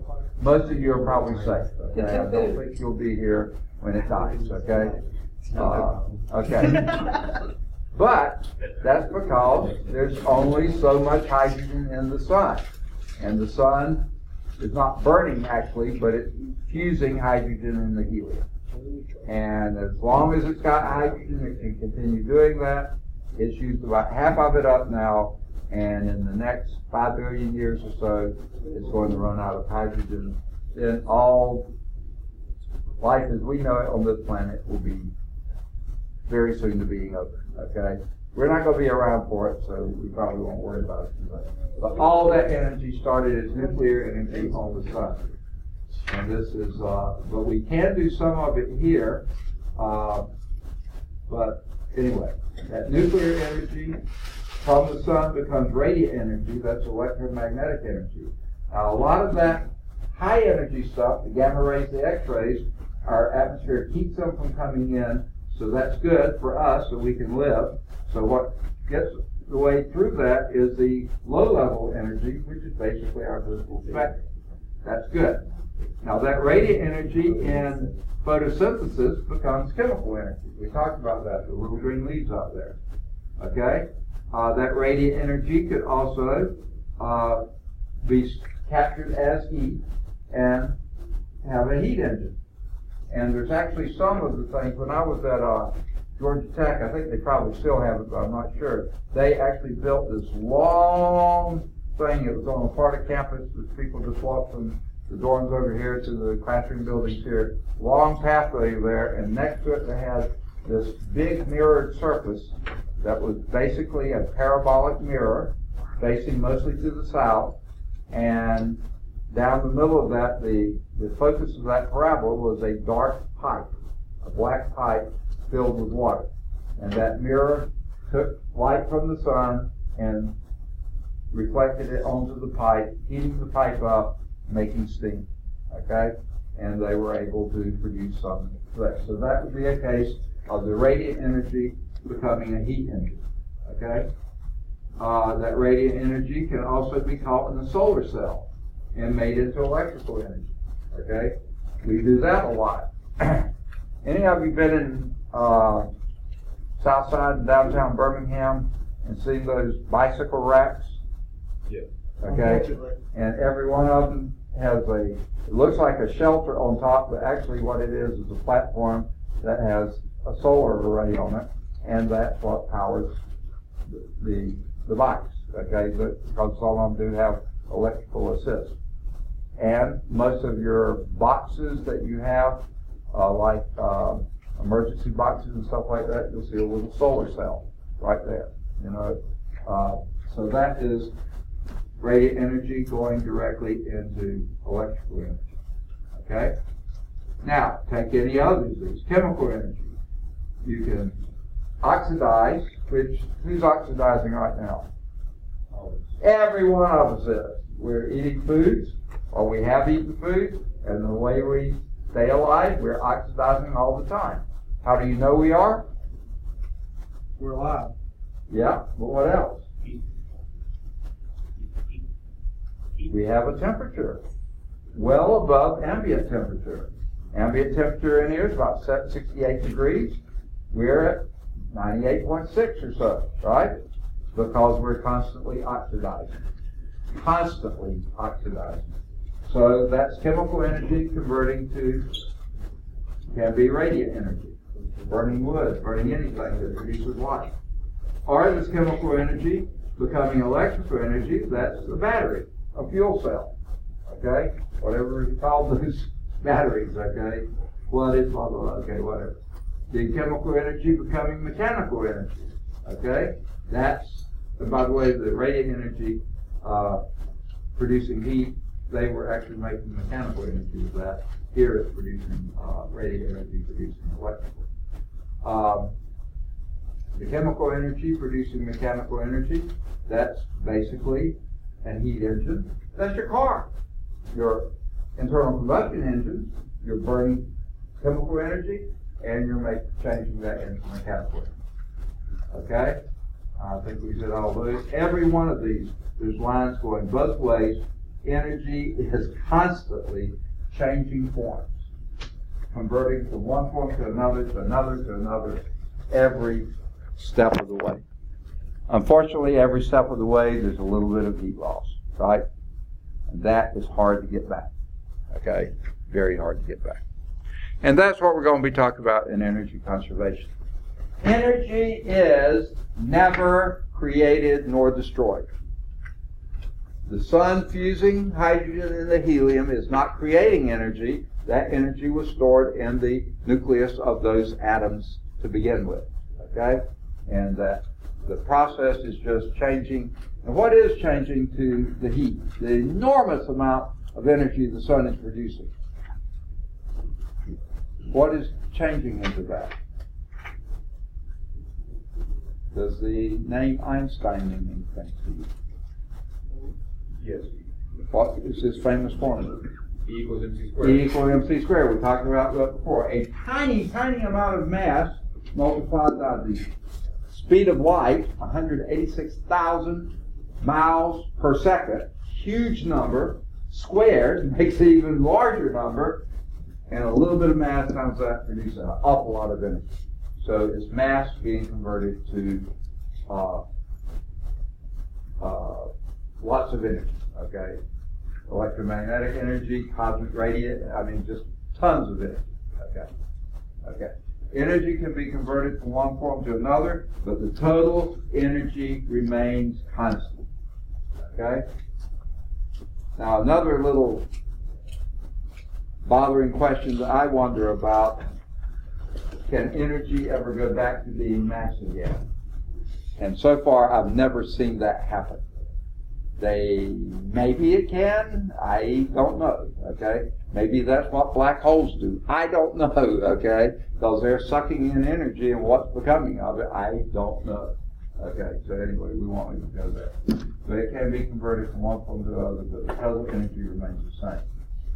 One example of that is free fall. If I were to lift something here, drop it, what happens?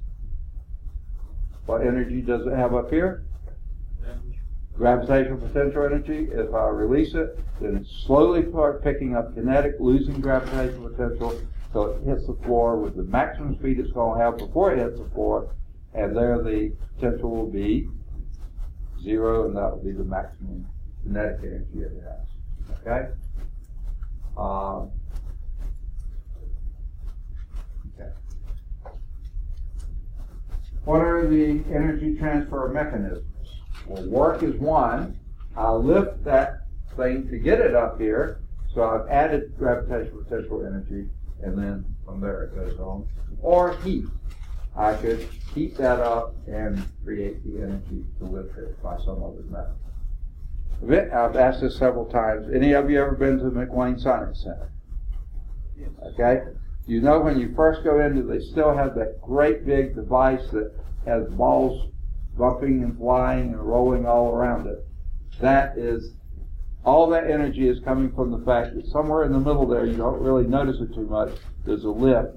It's lifting the ball up and then rolls it off, and then all the other things it does, it's converting that gravitational potential energy to kinetic energy, to sound energy, to just all sorts of things. But it all works out at the bottom, and then the balls roll back onto the lift and picks them up again. Okay? All right. Now, this is the formula we were just dealing with in the last example. In the older edition that showed up here, potential energy loss from free fall to kinetic energy gain just before it hit the floor. Here's potential energy it lost was mgh. Kinetic energy gain was 1/2 mv squared. That's the final velocity squared. Well, at that place, then all the potential energy is 0. You can solve for the v, and again, multiply both sides by 2, divide both sides by m. You can lose the mass altogether, and what you have is v squared is equal to 2gh. Take the square root of that, and you got square root of 2gh. Okay.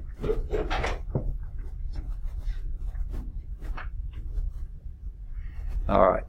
And that basically is describing that example we just did, 310. Here it is, okay. That figure I said, 317, take a good look at, here it is here. I thought it was going to show up somewhere, but I couldn't remember where. With the new additions, I don't know where everything is anymore. Okay, so what if we lifted that object, whatever it was, and by the way, they don't say here specifically, or maybe they do in the text,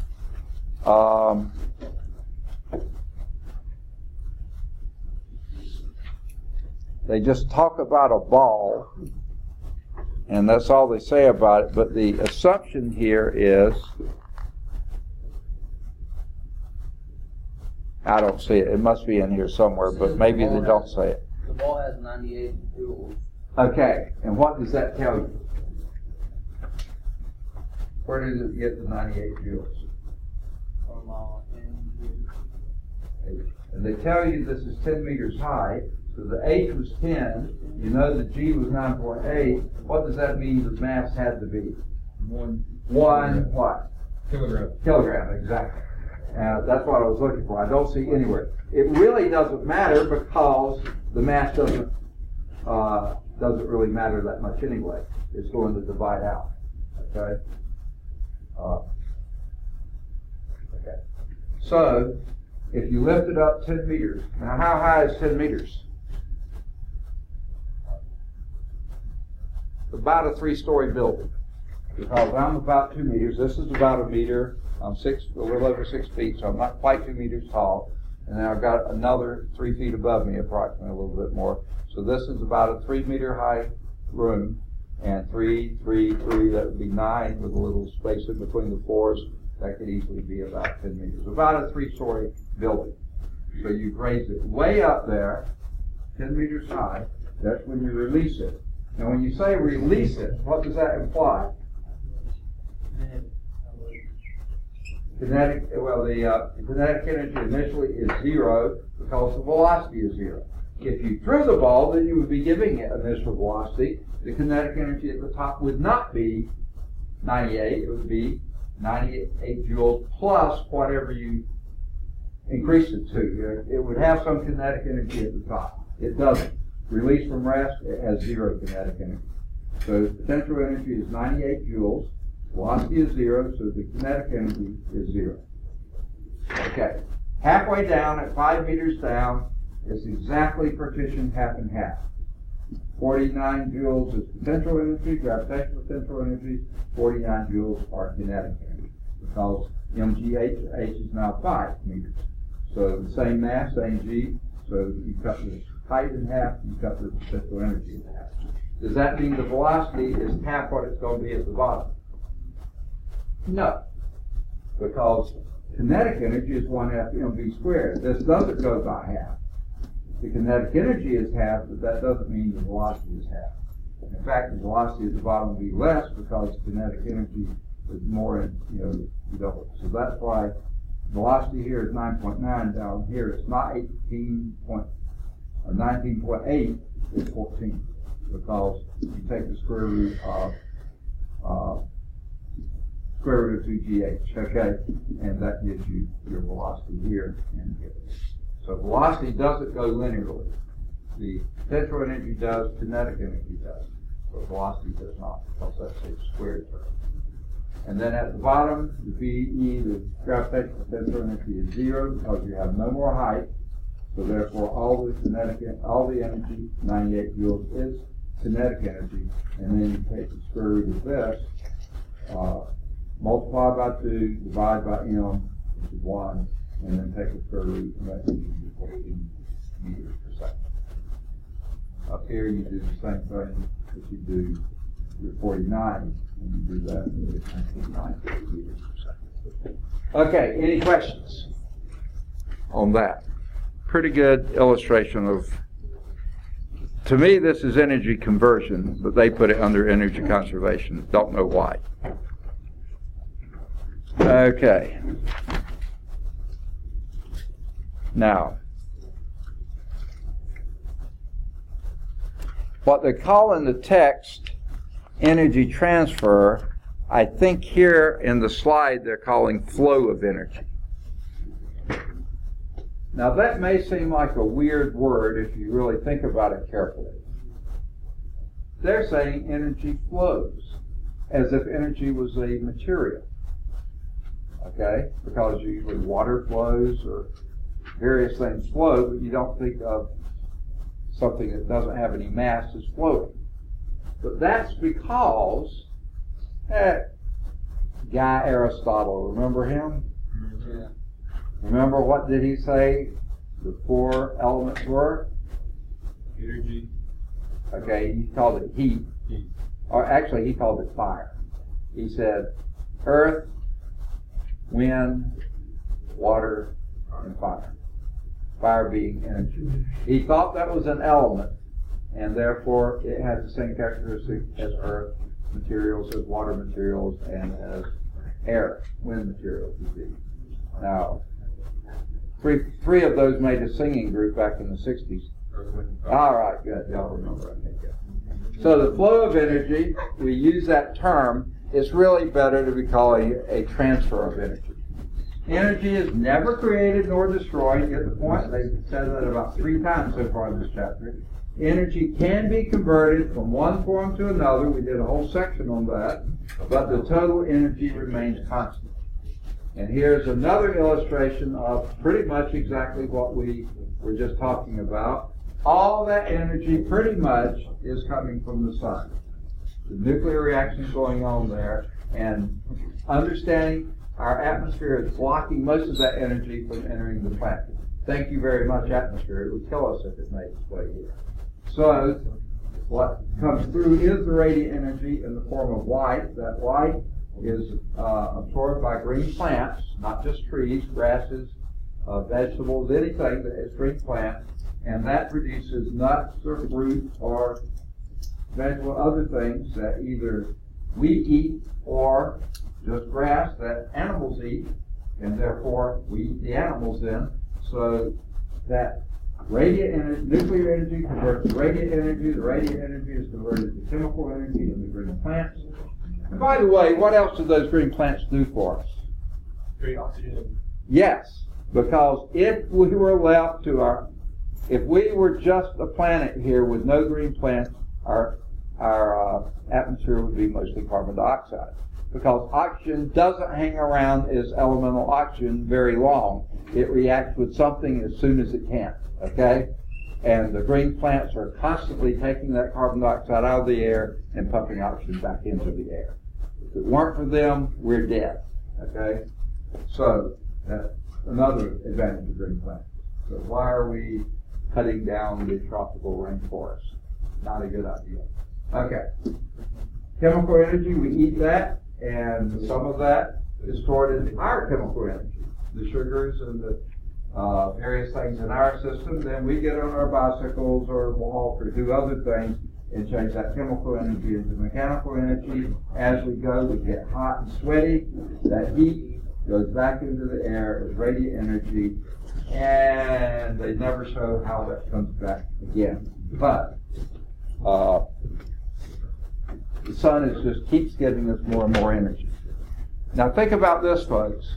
As I said, all those hydrocarbons, coal, petroleum, natural gas, all those, they have been being collected by plants for thousands, tens of thousands, hundreds of thousands of years, maybe even to millions of years. Maybe some of those to billions of years, however long Earth's been here, okay? We are now burning them up just as fast as we can get them out of the ground. They have been being stored for that long a time, and we're burning them up as fast as we can. Guess what, folks? At some point, either we're going to run out or they're going to get economically unfeasible to get. We got to have some plan B in place. We can't keep using petroleum, hydrocarbons, that kind of stuff, fossil fuels, that's the name for it, forever. They will run out, or at least those that are easy to get will run out. So we need to be planning now, and I think we are. Right now, when we were driving out west this summer, my wife had meetings in Salt Lake City area, and we drove through portions of Wyoming and stuff, and we saw just big, wide open spaces with hardly any people there. We saw just fields of windmills, wind farms they call them. Guess what? They were way up in the air, on things. The farmers could still graze their cattle under them. They weren't going to hit them or anything else like that. They could plant crops there. They could harvest them. They were using that, and the wind was always blowing there. So we need to be doing more and more stuff like that. But, okay. Energy sources. That's sort of what I'm getting at. This is 3.4. By the way, there's a little blurb here, mistakes, and misunderstandings. Now there's been a lot of these over the years. Is it better to leave the computer on or to turn it off when you're not using it? Turn it off when you're not using it. Absolutely, because it's doing nothing but creating heat. That is always producing heat. I can feel it right now. Boy, and earlier in the day when I had my linear algebra class, this room was so cold, and I was teaching the class holding my hands as close to that little fan as I could because the heat's coming out of there. It's not doing us any good just to keep it on. In the old days when things had to warm up and stuff like this, you could lose a lot of energy by doing that. The same thing with fluorescent tubes. I can remember at one time they said, don't turn them on and off because it takes more energy to recharge that ballast in there, the capacitor in there, and it's better to leave them on. Well, they've got those things improved a lot now, so that's not really necessary. What's going to be replacing fluorescent tubes one of these days? LEDs. LEDs, you got it. They're much more efficient, and they're not nearly as caustic to the planet to build them and to destroy them. Because what's in those fluorescent tubes? Mercury. And mercury is a heavy element, a heavy metal that is not particularly healthy. Okay? The more mercury in our atmosphere, in our ecosystem, the worse we are overall health-wise. Okay?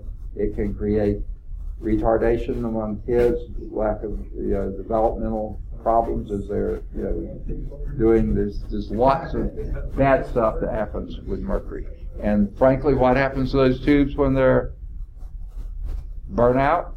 Into the trash, into the garbage dump, into the they shouldn't be going there, but that's where they wind up going, and that's getting into our water, getting into our soils. Not a good idea.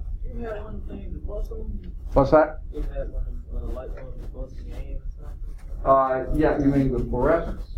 Yeah, you can't do much with it except throw them in the trash. But now that white powder, that's not the problem. That's a phosphorescent material. That's not got the mercury in it. It's in the units there that actually create the thing. That's where the mercury is. Probably in those ends. Okay. So anyway, let's get on to energy sources today. Now, I find it interesting to look at the figure in your text and the figure that's on the slide. This is probably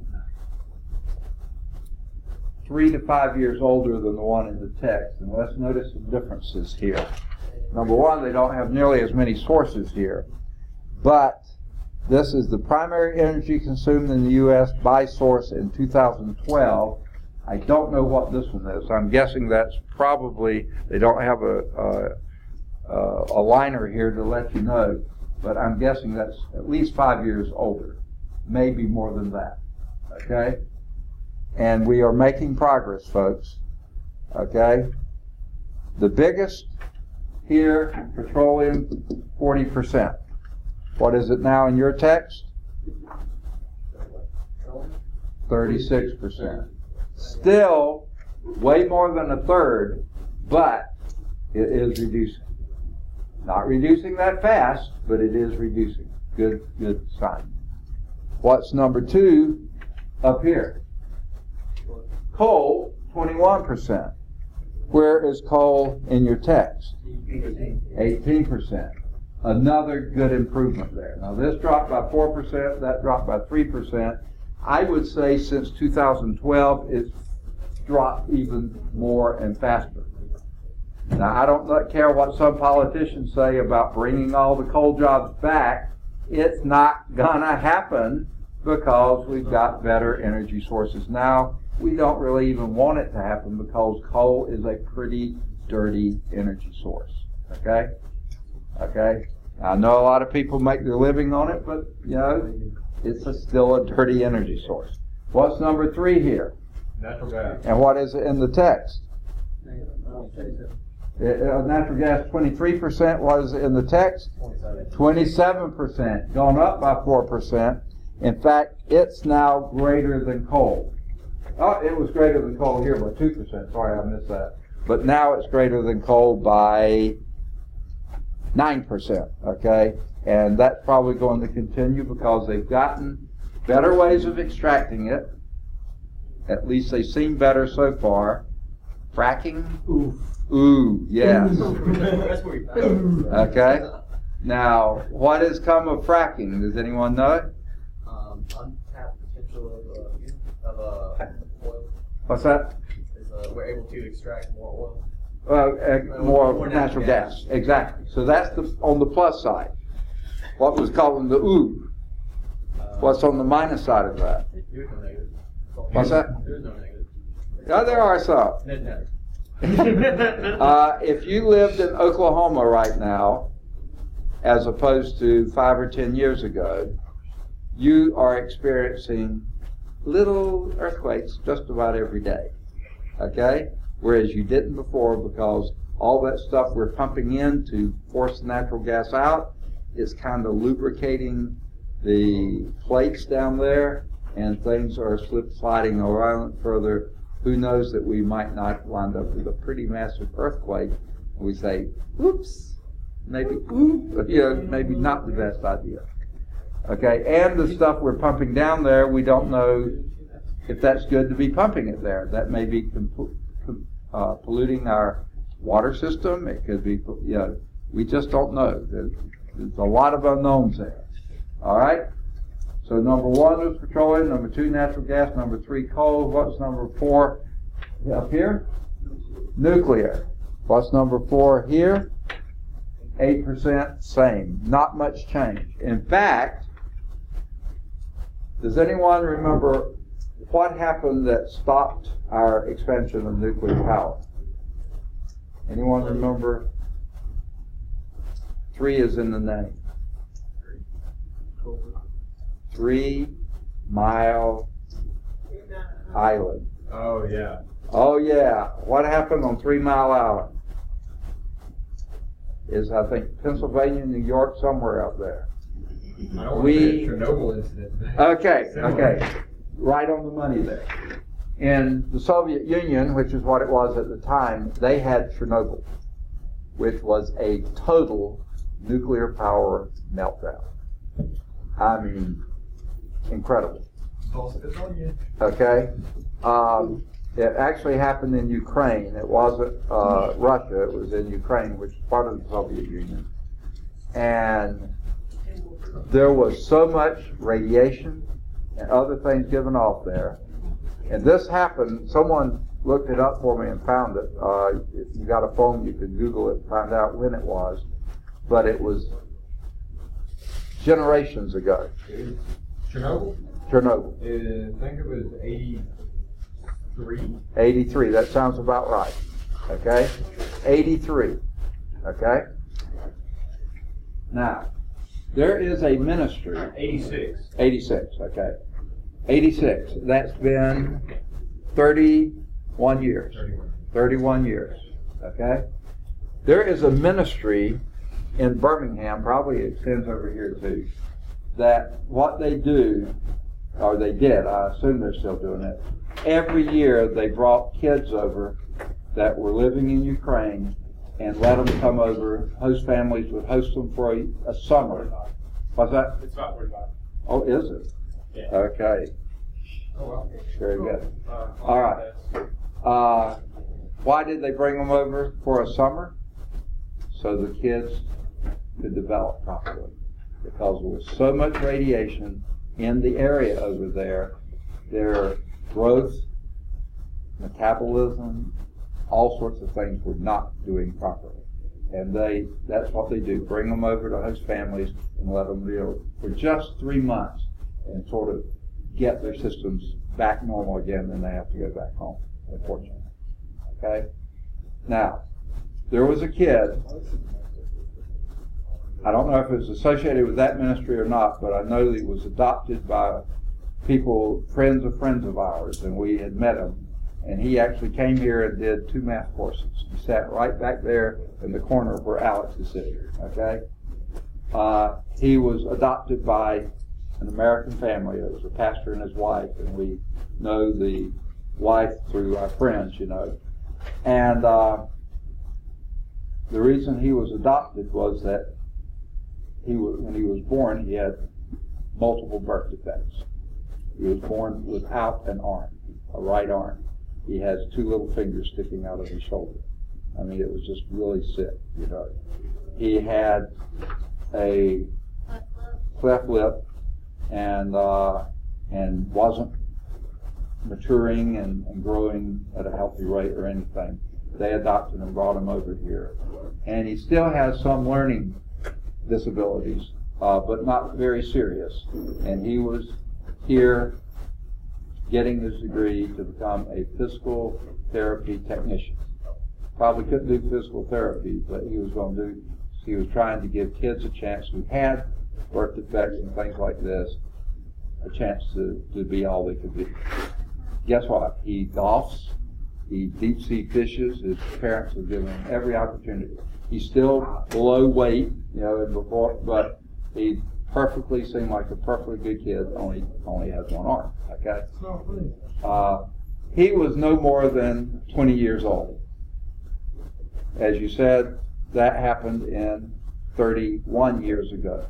So still kids being born a decade later were still suffering from the nuclear tragedy that happened in Chernobyl. And not even at the site. That site is a dead site. Nobody goes there, no. In fact, there's still some lump of something there that was giving off. What's that? It's called the elephant's foot. Elephant's foot. Is that it? Okay, I remember it was some weird name like that. It's still there, spewing out They radiation. actually built a concrete and steel enclosure around it Right. to help prevent any more. Yeah, to retard what's coming out of it. Exactly. Okay? Who knows what's getting into the groundwater? Oh, eventually they said it's going to go all the way through the dirt and hit a water table and cause a catastrophic meltdown Yeah, of the whole area. not a good scenario at all, okay? Okay. Yes, okay. It's not rid of, What's that? not anything in your No. There's no way to get rid of that? Who can get close enough to get rid of it? Okay, no. They haven't figured out a way. They tried to enclose it, they tried to do all that. No. Can we start? What's that? Don't they have like Don't they have suits? Okay. They can protect so much, but this is such high toxicity. No, it's not going to. I don't think you would be able to move if you were, but yes. Have we perfected nuclear power plants, or from that period to now? Okay, that's exactly what I was saying. Within a few years, I don't remember plus or minus which side it was, of Chernobyl, we had our own and it was 3 mile out. Okay? It was just within, I'd say within 5 years, I can't remember which side of it, and we contained and kept it from being nearly that bad. But from that point on, I think we went 20 to 25 years with no new nuclear power plant built in the U.S. 1979. 79? Okay. So it was a few years before Chernobyl. Okay. The latest, I think they have approved 1 or 2 new nuclear plants since then. One of them is close to where I live in Georgia. It's called Plant Vogel on the Savannah River in Burke County, which is the county that, yeah. And that has, it already had 1 or 2 plants. They've opened the 3rd one, and because we just need the power. But even when there's no disaster, no meltdown, nothing else like this, the waste material from nuclear power generation is extraordinarily radioactive. It's a lot like the elephant's foot, only it's not that concentrated, not that bad, but it's at a smaller scale. What do we do with that? We haven't figured out what to do with it yet. Drop them on North Korea. What has been being done, in fact, at one time, shortly after we moved to Birmingham, what was that now? 30 years ago, whatever long it was, there was actually someone stopped it before it got to Birmingham. I think it stopped it before it came to Alabama. They had decided to take a lot of that was being stockpiled up in the Northeast, the radioactive waste that was left over from the nuclear power plants there, and probably a few submarines and things like that too. And they were going to ship it down to Greene County and put it in the landfill. And fortunately, somebody said no. Wow. Wait. Just go drop it all on Chernobyl. Yeah. They already got a bunch of radiation. Okay. Nuclear building site. So we just missed that. But what have they been doing with it? There's a mountain in Utah, pretty remote. I think it's called White Mountain or Green Mountain or something like that. I call it a mountain. Huh? It's now a red mountain called the Flood. No, I'm just kidding. Okay. But anyway, they've tunneled down and put it way, way underground under that mountain. Stored it in the best facilities, canisters they can manufacture, stainless steel, leaded, all this kind of stuff. But all that very toxic stuff is in there. And it's only going to take 10,000 years for the radioactivity to die away. What's it going to do in those 10,000 years?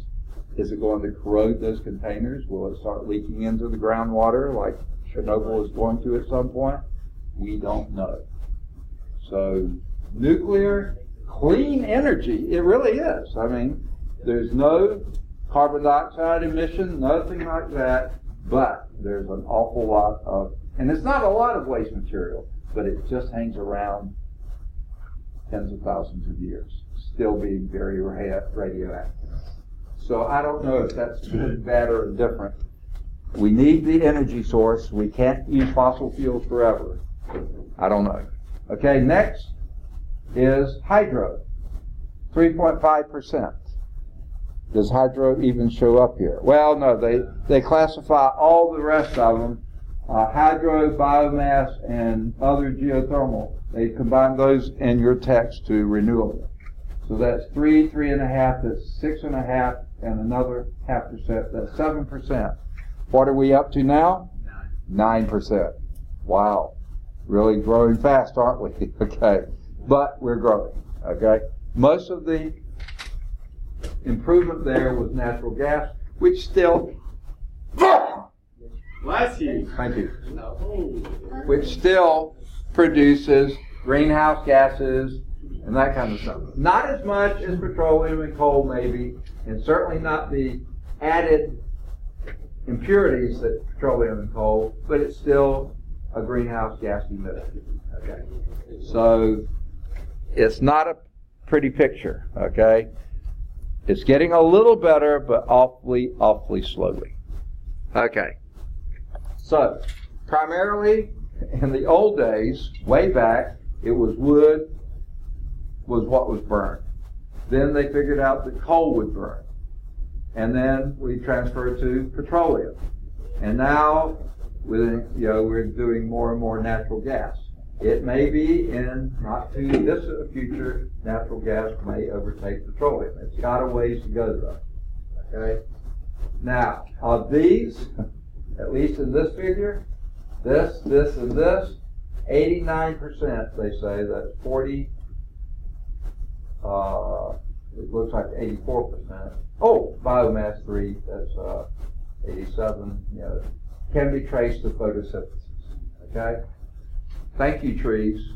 But you see, the trees that produce these have been dead for millennia. Okay? These are the ones that are still living. Okay? Not this tree. Okay? We can't live that way. We can't keep doing it. What are the uses for this energy? Well, about a third of it is burned for heating. Now, maybe not so much here in the southeast, but the north, Canada, Europe, most of that energy is for heating. 2/3 is burned in engines, generators to produce electricity, or manufacturing, or automobiles, or whatever. So 2/3 is burned for that. We're talking about the photosynthetic stuff. Okay? And we just are hungrier and hungrier for it. Now, the good news is we've gotten a lot more efficient. The hybrid cars, a lot better. Totally electric cars, pretty good too. Except that most of the electric power plants are burning these things. It's just, even though we're producing, charging them with electricity, the electricity was coming from that. So it's still not the best. Okay? But we are getting better. We're getting a little more efficient. Back in the old days, this is a real rough figure. How efficient is your automobile, your standard internal combustion automobile? Any internal combustion engine. How efficient do you think it is? Give me a number. Huh? Rotaries are 30% efficient. Really? Make up a number. 70%. Efficient? Flip it around and 7%? you're still, no, less than 30. I'd say in the upper teens, lower 20s. Because think about it. Think about how much heat is going out the tailpipe. Think about how much heat is being dissipated through your coolant system. How much heat? All that is wasted. That's not being used for anything. And that's an awful lot of the energy. At one time it was in the upper teens. I'm hoping now we're in the 20s. I found online it says 20%. 20%? Okay. I was going to say, hopefully now we're in the 20s. Maybe just barely in the 20s. But we've gotten better. One way we've gotten better was we make our cars lighter, so you're not having to... Some diesels are approaching 40%. Oh, that's good. Until you smell them. Okay, no, or hear them. No, okay, yeah. So, yeah. So things are getting better. And why in the world diesel fuel is costing so much more than more refined gasoline, I'm not sure. Okay. Much more efficient. Yeah, but the thing is, it's easier Because people who use to. it have more money.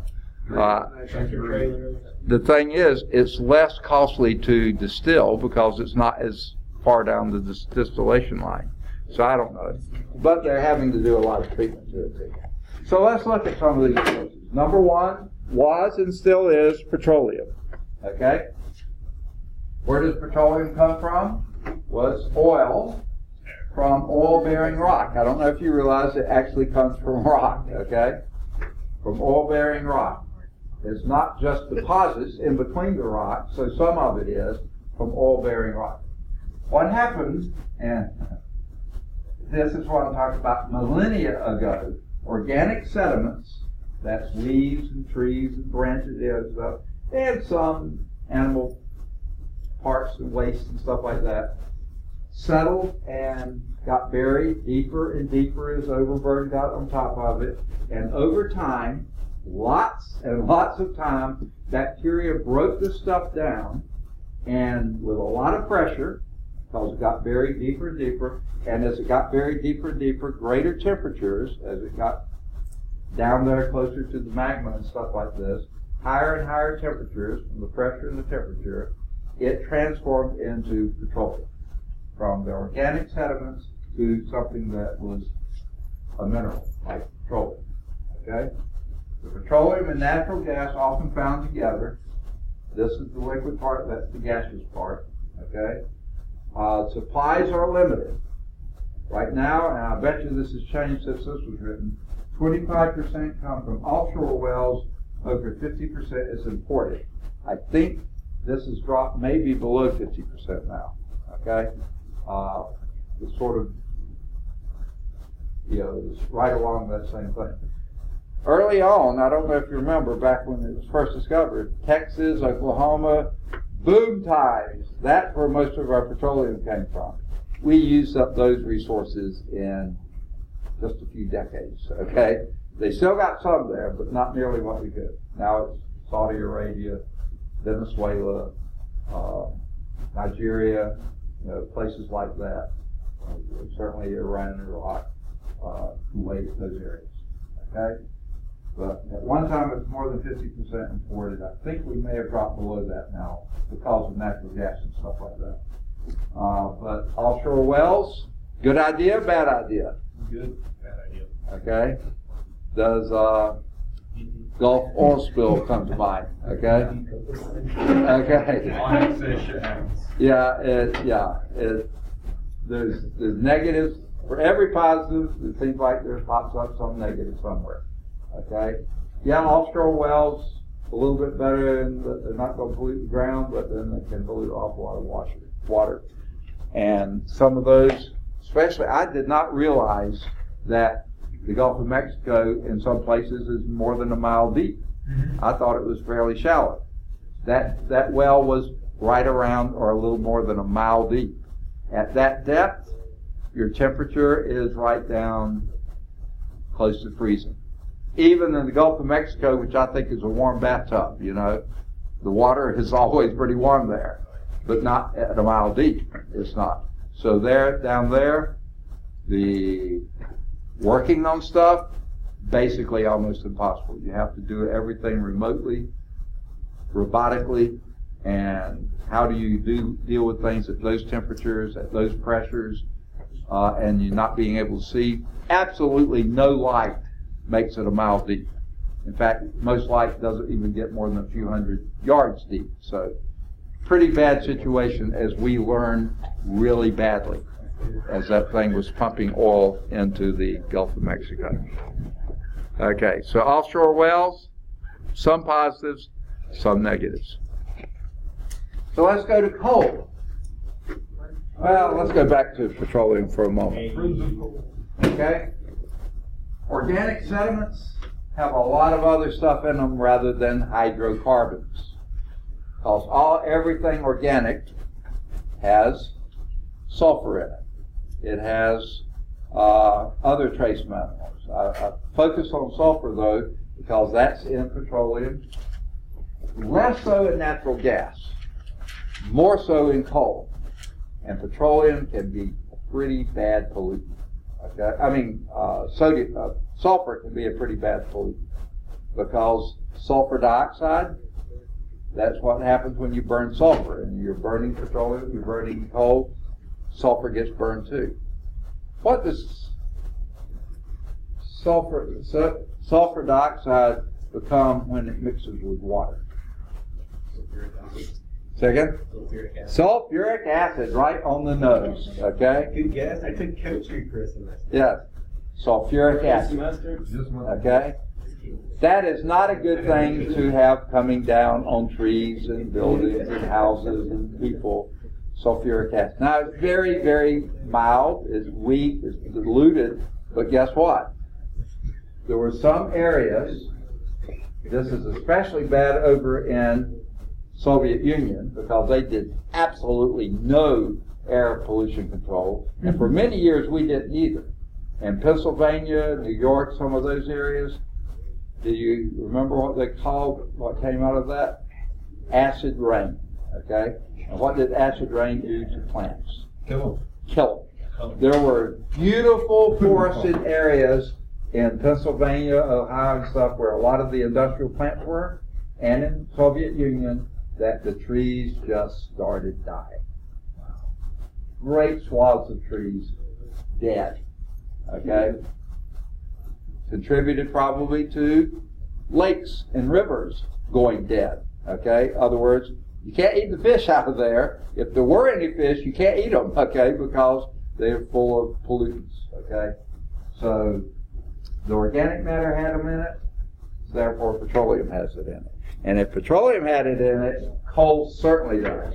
And again, coal started out as accumulated plant material, and probably some animal and other, but mostly plant material. Processed again over time with great pressures, great temperatures. The progression here is, I don't know if you've heard them talk about, oh yeah, I forgot to call roll, didn't I? Okay, sorry about that. Let me call roll. You reminded me if I did. Rachel didn't make it in today so far. John's still here. Yep. Chris is still here. Gail is still here. Thomas is still here. Hunter is still here. Unfortunately. Sean never made it in, as he hasn't for a long time. Justin's still here, mostly. Okay. All right. Eric didn't make it in today. Ashton is, yeah, he left at halftime, didn't he? Okay. Andrew is still here. Yeah, you moved, but you're still here. I remember you were asking and answering questions. Okay. Chris Lynn probably will be back, but he's not here yet. David never made it in today. Chelsea didn't make it in today. Alex is still here. Okay, I knew you were here, but I didn't see you recently. Urasay still here. Melba is just about gone. Okay. Samuel is still here.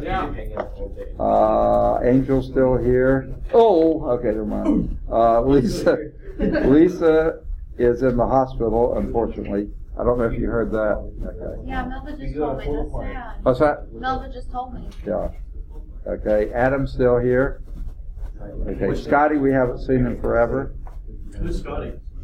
Scotty Stevens, he's not one of yours? We were joking. Huh? Okay. He is one We of never those. see. Well, is Sean Hammond one of yours? No. Oh, he's not. Okay. Okay, Ashland's still here. Kedrick didn't make it in yet today, and Jared's still here. All right. 1, 2, 3, 4, 5, 6, 7, 8, 9, 10, 11, 12, 13, 14, 15. 3, 6, 9, 12. Oh, they did. Well, you can still listen to this for the rest of the class. Okay, great. Okay. All right. So coal was formed a lot the same way. Started off in peat bogs. Y'all heard of peat before? Yeah. Okay. Peat moss, people use it in plants and stuff like that, you know, in potted plants and stuff to even say. It's barely recognizable plant material. But if you look real carefully, you can still see some of the fibers and stuff like that. That decomposes to a mineral called lignite, which is the precursor to coal. You get the sub-bituminous coal, and then finally to bituminous coal, which is the best form of coal. Now, we have a lot of coal mining around here too, right? Yes, sir. Okay. Unfortunately, a lot of our coal is high in sulfur. So a lot of our coal we don't really use in the U.S. without having to treat it off the list. So what do? We still mine it. We ship it to third world countries for them to burn, so they can conclude, because they're on a different planet from us, right? Yeah. Oh no, they're not. Okay, it's still going to get back to home. Okay, and we bring our coal, the one stuff we burn in our plants, mostly from out west, where they have much better bituminous coal, Wyoming and those kind of areas, and we ship it over here as we ship our coal out. Now, some of our coal may be a little bit cleaner too, so we probably burn some of it, but a lot of ours we bring in from other places and ship ours somewhere else for them to burn where they don't have as good of restrictions. Now, coal, as well as, but not to the extent, coal much more so than, coal has other minerals in it, because coal is a rock, okay? And those rocks contain some silica, they contain some other things, not just like petroleum. Is mostly, it has sulfur in it, but it doesn't have the other minerals. When the other minerals get caught up and you're burning the coal, that produces the ash. Now that ash can be pretty bad itself. I used to take when I had my Toyota, took it to Limbaugh Toyota. I don't know if any of you work there, but oh, okay. And the old guy that drove from there, I don't know his name, but he would always give me a ride to work and sometimes a ride back to get my car. JJ. Is that it? Is it JJ? Oh, man. He could tell some stories, okay? He's been around forever.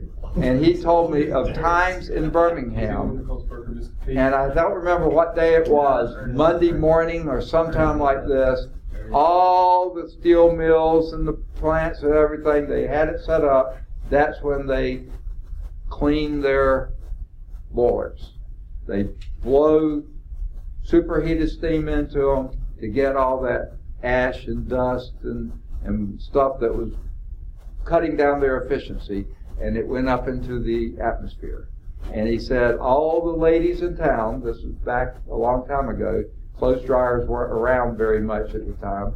All the ladies in town knew not to have their clothes on the line when they were going to be blowing the boilers. Because when that stuff came down, if it didn't burn holes in the clothes, it discolored the clothes. And that seems like a good idea to blow into the air. oh yeah, it really was. We were doing, yeah. And that was back when everybody's mantra was, who needs an environmental protection agency? We're okay, aren't we? That was when Lake Erie was a dead lake, when the Ohio River was a dead river. And what fish you had in there you couldn't eat because you'd be dead. Okay, it wasn't a good time at all. Things have gotten much better, much better. But those minerals that led to ash were just blown into the atmosphere. Now they try to capture as much as they can. They have all sorts of devices. I used to work at Southern Research Institute for about 8 years, and on my floor there were people who did air quality stuff, and they had developed a lot of the electrostatic precipitators and other things that kept that stuff from going into the air. So things have gotten a whole lot better. But then the thing, sulfur, which is also in petroleum products, less so in natural gas, but more in petroleum and certainly in coal. That leads to sulfur dioxide, which, as Angel said, becomes, mixing with water, becomes a very dilute but still sulfuric acid, which is not good stuff to have landing on our planet, okay? Now, all of these, petroleum, natural gas, and coal, are all fossil fuels, which means They were formed and accumulated over, as I've said before, millennia. So all of this that we're burning now is from a long time ago, and we're using it, probably going through millennia at a time, and using this stuff up. And when are we going to run out? That's a scary thought, because we've gotten so dependent on it. Okay? Let's go to moving water. This is a nice, clean, very renewable resource. Renew it with rainwater, rainfall. We don't have to do a thing, the rain's going to fall. We have a city rain. What's that? We have a city rain. Acidic rain. Yeah, but that doesn't bother the plant. Okay, they're any kind of rain is good. Sorry about that, my hearing is terrible. No, you're fine. You're fine. I'm gonna start talking like him, alright? Sorry, wait, hold on. Whoa. Are you saying I'm loud? Am I wrong? Sorry, that's because I can't We hear. complain about them in classes all being so loud. Don't feel bad. Okay. Teachers complain about them too being loud. Well, I'm hard of hearing, so I know I'm not very loud.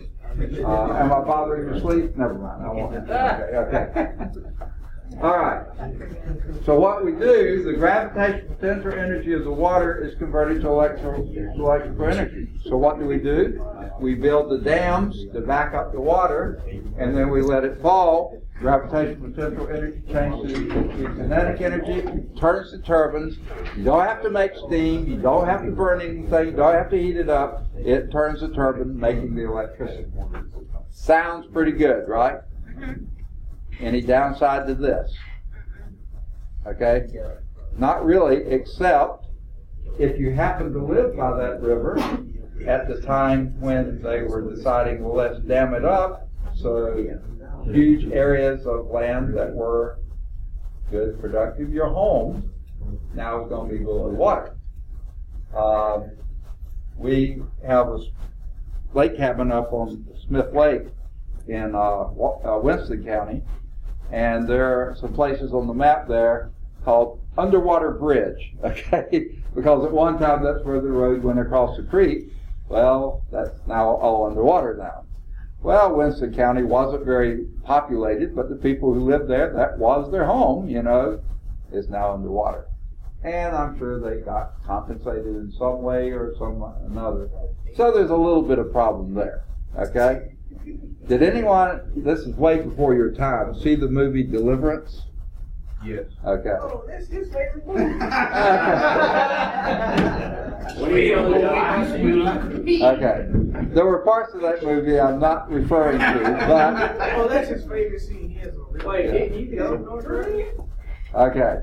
But that was just a little example of what happened when they dammed up, river. But we had the land, we had the space, we could move people around, but guess what?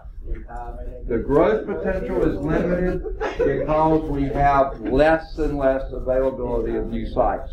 We got all the low-hanging fruit, the easy-to-get-to places, but up in the Northeast, don't even try building a dam because everybody has river houses and stuff like that. They aren't going to give those up. Down here in the Winston counties and stuff, we got away pretty cheaply. Can't do that anymore, okay?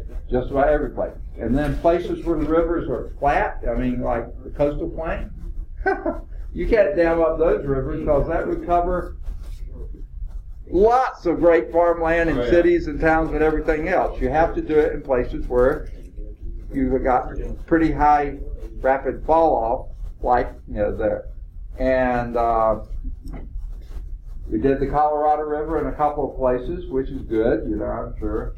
But we do change the ecosystem slightly. So, hydroelectric plants generate about 3% of U.S. total energy consumption. Not very many new hydroelectric plants have been built at all that I know of, okay, in the last 10, 15, 20 years, maybe even longer than that. So that percentage, just because our energy consumption is going up, the percentage is probably actually going to fall. Not that we're going to generate any less, but it's a lower percentage of what our total consumption is.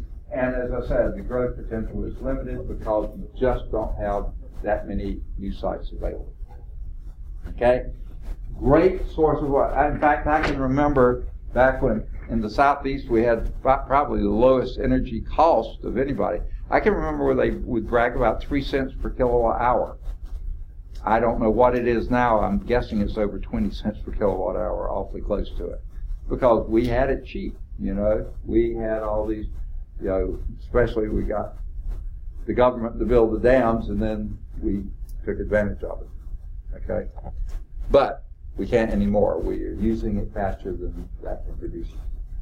Nuclear, we've already talked about this. It's based on nuclear fission, which is breaking apart large atoms, uranium, plutonium, those kinds of things, and breaking it into smaller atoms, but they're very radioactive byproducts, and that's what we have the trouble with. When you do that, you produce an awful lot of energy. That heat is used to heat water in the reactor, then used to produce steam, turn the generating turbines. No greenhouse gases, you know, everything looks pretty good, except, okay. Now, the safety of nuclear power generation, 3 Mile Island, Chernobyl, they showed we had some flaws. We fixed those flaws, okay? Soviet Union hopefully did. And much of Europe used nuclear power. France, I think, was mostly nuclear power. As I said, Japan went mostly to nuclear power. But unfortunately, the Fukushima happened, and that was a disaster. No person's fault. Their plants were safe for just about anything except a tidal wave, you know, and they were not prepared for that. How could you be prepared for that? And now Japan, I think, is quit. They've even shut down other plants that are at risk of that. Because guess what? What do we call the Pacific Rim? It has a name. Ring of Fire. The Ring of Fire, because that's where most of the earthquakes, most of the volcanoes, and other things happen. And Johnny Cash, okay. All right. So, safety of nuclear power generation, controversial. I think even worse than that, what do we do with the byproduct? Okay? No one's answered that question yet, satisfactorily anyway. All right? What about tomorrow? Now, this is sort of old. Maybe your book's a little newer than this, but what are some alternate sources of energy? Things that are different from those commonly used today. Well, what was alternate back when this edition was done, some of these are being used today. So let's take a look. Say again? Solar and wind. Okay, 2 really big ones there. Today, fossil fuels, coal, petroleum, natural gas, nuclear, and falling water. Okay, this is the cleanest. That's next cleanest, but still dangerous. These are fairly dirty. Natural gas less so than petroleum, but that's less so than coal. But those are hopefully being phased back anyway, not phased out, but phased back. Tomorrow, as you said, solar, geothermal. What do we mean by that? Using the Earth's heat. Use the Earth's heat.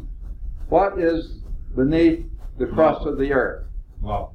Okay, well, beneath that, there's the mantle, which is above lava. Okay, and that's hot because of pressure creates temperature. Rub your hands together as you push them, they get hot, right? Well, that's happening anywhere deep in the Earth's surface. You have all this pressure, all the molecules are getting forced closer and closer together. All molecules move, they produce heat, friction, okay? If we could tap into that. There is an island country called Iceland. As you might guess, it's pretty cold there, pretty far north. Now, it's in the middle of the Atlantic, literally, and it just happens to be on what they call the Mid-Atlantic Ridge, which is a diverging, plates are diverging there, and magma comes up through that opening diverging plate. And on Iceland, that magma has formed an island chain, okay, a group of islands there, which Iceland is, that makes up Iceland. So therefore, it's a very volcanic area. Okay? So you would think a name like Iceland, as cold as they are, as far north as they are, their energy cost would be pretty high, right? Probably not. Why not? There's a lot of volcanic activity. Okay, and what they do, they pump water down over the hot rock near the volcanoes and things like this. They actually drill down to get closer to it, pump the water through it, pump the water through the cities, under the streets and stuff, into people's homes, and they heat their homes. Zero electricity, zero fossil fuels. They all do it geothermal. There, right there at volcanic rock. There are some places in the U.S., I believe, the Tell Labs or something like that in Washington or Oregon, somewhere there, they do a fair amount. There's a power station there, I think called the Tell or something like that. They use geothermal. I believe that perhaps Alaska does some, because they have some volcanic areas there. But we don't have much volcanic area here, so we're not going to be able to use geothermal. Perhaps Japan can move to this. I would be at all surprised if they're not trying. Now, hydrogen gas. Why would we mention hydrogen gas? Could it burn? Yes. Yes. Oh, Explosive. okay. Will it produce a greenhouse gas when it burns? It produces water. It produces water when it burns. Guess what? The cleanest internal combustion source that you can have is hydrogen gas. What's the problem with hydrogen gas? Hydrogen gas is incredibly reactive. It doesn't hang around as hydrogen gas long. It combines with something else. So therefore, we have to isolate the hydrogen gas. Well, one way we do it is electrolysis. Okay? Send electric current through water, and you produce hydrogen and oxygen. Okay? Capture the hydrogen, then you can burn it. But guess what? It takes just as much energy to do the electrolysis to get the hydrogen as you get from it when you burn the hydrogen. So guess what? Net zero gain. So it's not a good idea. There are other chemical ways to release hydrogen from certain compounds and then use it immediately before it reforms something else. Okay? So hydrogen gas, it sounds good. Okay? It's pretty. Now, here's another thing. Hydrogen gas is the lightest gas, smallest atoms of any element on the planet, anywhere. Hydrogen has one proton, one electron. You can't get any smaller than that. Now, there's a couple of isotopes. Deuterium has one neutron, one proton, and one electron. And tritium, which has two neutrons, one proton, and one electron. But even that, they're the lightest weight atoms ever, okay? And could possibly be, okay? What's the problem with that? Well, it's a gas. Gas takes up a huge volume. So the only way to make it practically useful is to compress it.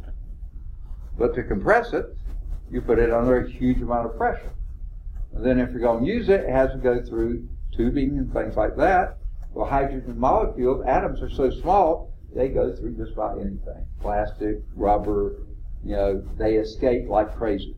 And because they escape like crazy, oh, and by the way, has anyone ever heard of the Hindenburg? Yeah. Yes. The Zeppelin? What was that famous for? They're trying to float it with hydrogen. It was a blimp. Okay, lighter than air device before we had airplanes, and the lightest gas was, of course, hydrogen. Okay, so why not use hydrogen? They did, but what happened with the Hindenburg? Came down, big old ball of flame. Okay, and no one knows exactly what happened, whether it was lightning or that hit something and the friction was enough. But like I said, hydrogen burns very hot, very efficiently. Sure, the byproduct's water, but it's hot when it's burning, and it was like you said, a big ball of flame. Well, guess what? If you have compressed hydrogen gas and it's easy to leak out, you can have explosions just like the Hindenburg, right? not a good idea. So there's downsides to just about everything. But like I say, they have some processes now. They try to extract hydrogen gas from certain compounds and use it almost immediately. And if you can do it in such a way that you get a plus return, you get more energy out than it took to extract it, then you're in good shape. And then there's fusion. Okay? What is fusion? We talked about nuclear energy in our power plants here on Earth. That's fission. You're splitting big atoms, uranium, plutonium. By the way, if you got a book, look at the periodic table in the back. Uranium is down here at number 92. Plutonium is 2 over at number 94. Those are some of the biggest, heaviest, most massive atoms that we have of any naturally occurring material. You're splitting those, and then you produce a lot of energy, but radioactive byproducts. Smaller atoms that are very radioactive and last for a long time. Well, fusion, on the other hand, is when you take hydrogen, fuse it into helium. Very lightweight stuff. That's what's going on in the sun right now. Most of your stars right now, that's hydrogen fusing to helium. Okay? Wow, if we could do that, the byproduct is helium. Yeah, there's some radioactivity, but not nearly like we have with fission. So wouldn't that be a good idea? Well, the Nagasaki and Hiroshima and all of other reactions we've had, those were fission bombs. But we have, and actually North Korea claims they have, done a hydrogen bomb. Now, what a hydrogen bomb is fusion. But how do you make a hydrogen bomb happen? Collide two atoms. Okay, yeah, you collide two, but what gives enough energy to make those fuse? You basically have to have about 3 fission bombs around it to give enough energy to have one fusion happen. So you have all the byproducts of 3 fission bombs now to get that clean energy there. Not a good idea, okay? Not practical. But they're trying to do what they call cold fusion. Have this happen at much lower levels. Have it happen on an almost microscopic level. Intensely hit it with a laser beam, which produces a lot of energy in a very small space, and make something fuse then, and then capture that energy. And do it enough and frequently enough that you get enough energy you can use. It's good theory, but so far they haven't perfected how to do that and control it and stuff.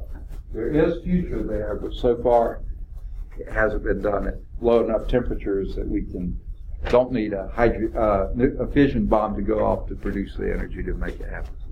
So there are problems everywhere, okay?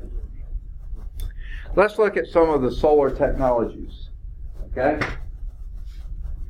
One is solar cells. Like we said, those banks of things, people, houses, barns, the emergency places out there that have those solar, the bike racks, okay? The solar cells, that's a direct conversion of light into electricity. What kind of electricity is produced by that? DC. DC, absolutely, okay? So that would be a great thing for charging your computers, charging your cell phones. That's all DC.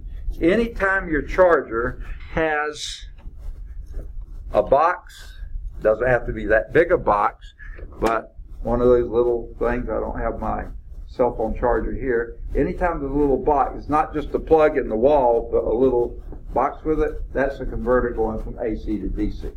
So everything that operates that way. What do the cars operate on? AC. DC. DC, almost complete. You produce AC by your generator, but then you convert that with what, dual diode converters and you make it DC. Your batteries are DC. Your starter uses DC. Everything is DC. The lights are DC. Everything on it is DC except the generator, which then you convert immediately to DC. Okay? So that's one little problem here, because most of our transmitted electricity is what?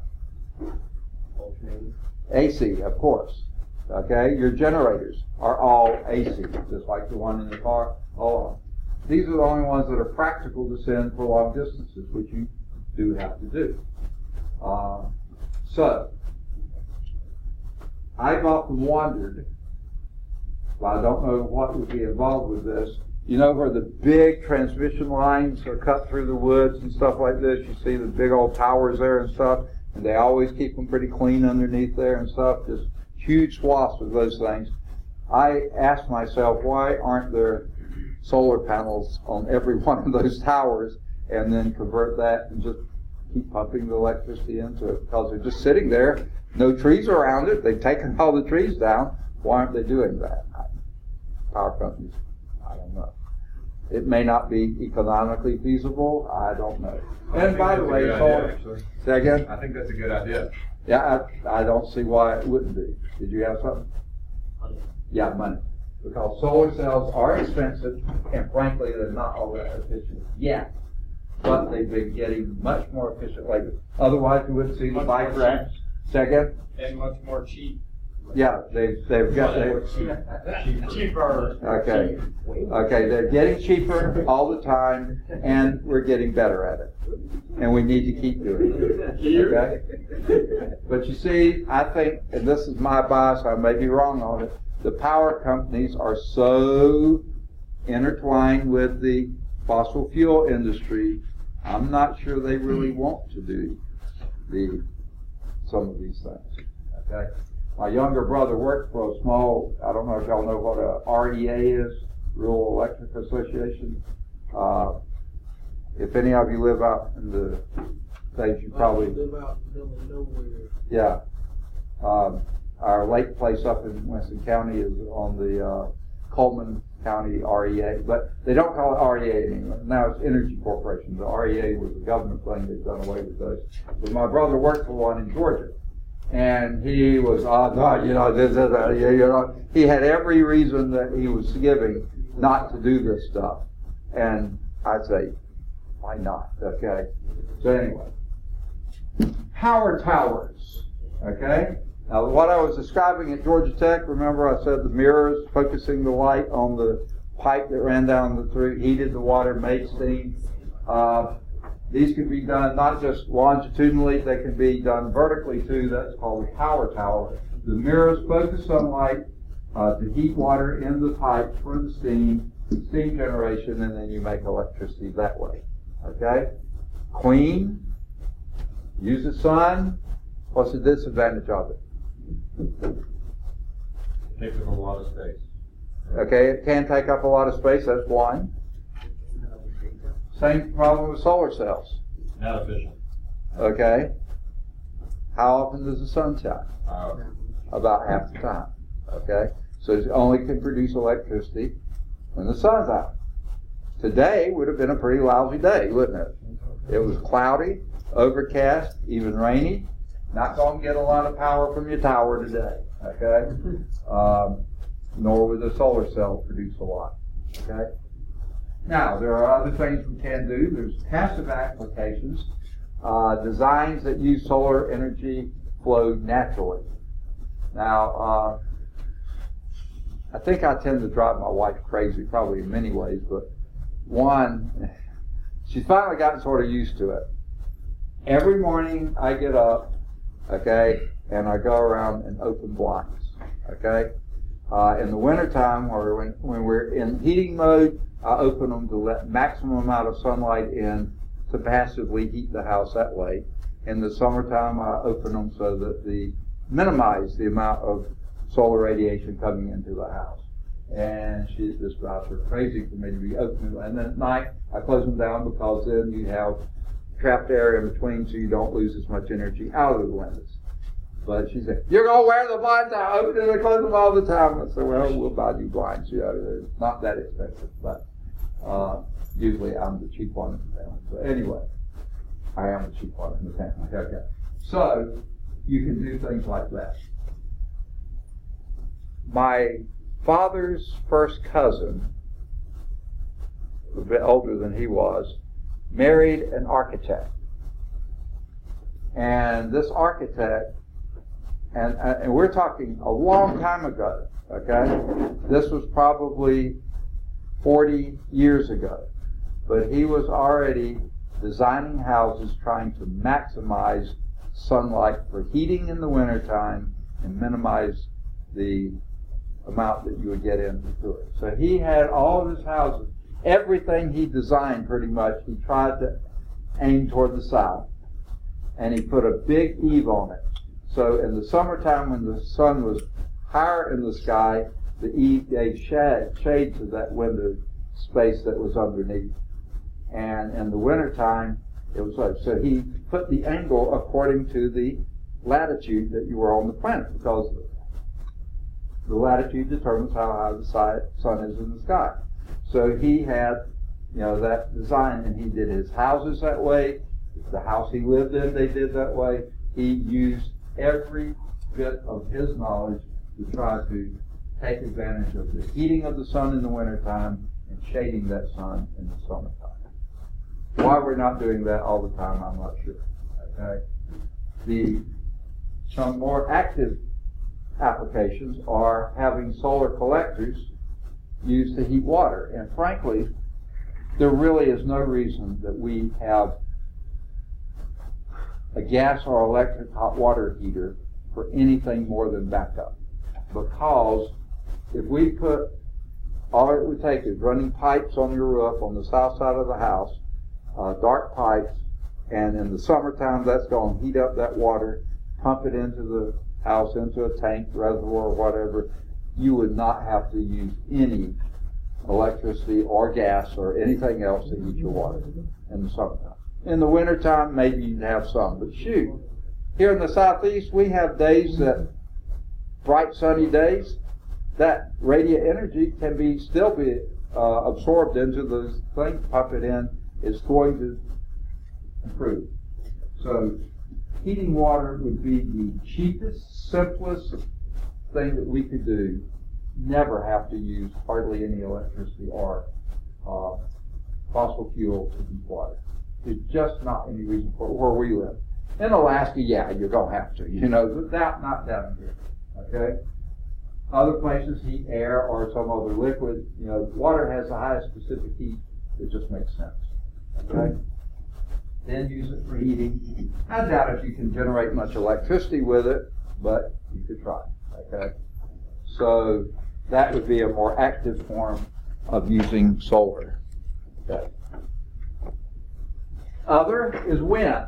Now, not all wind comes from solar, but most of it does.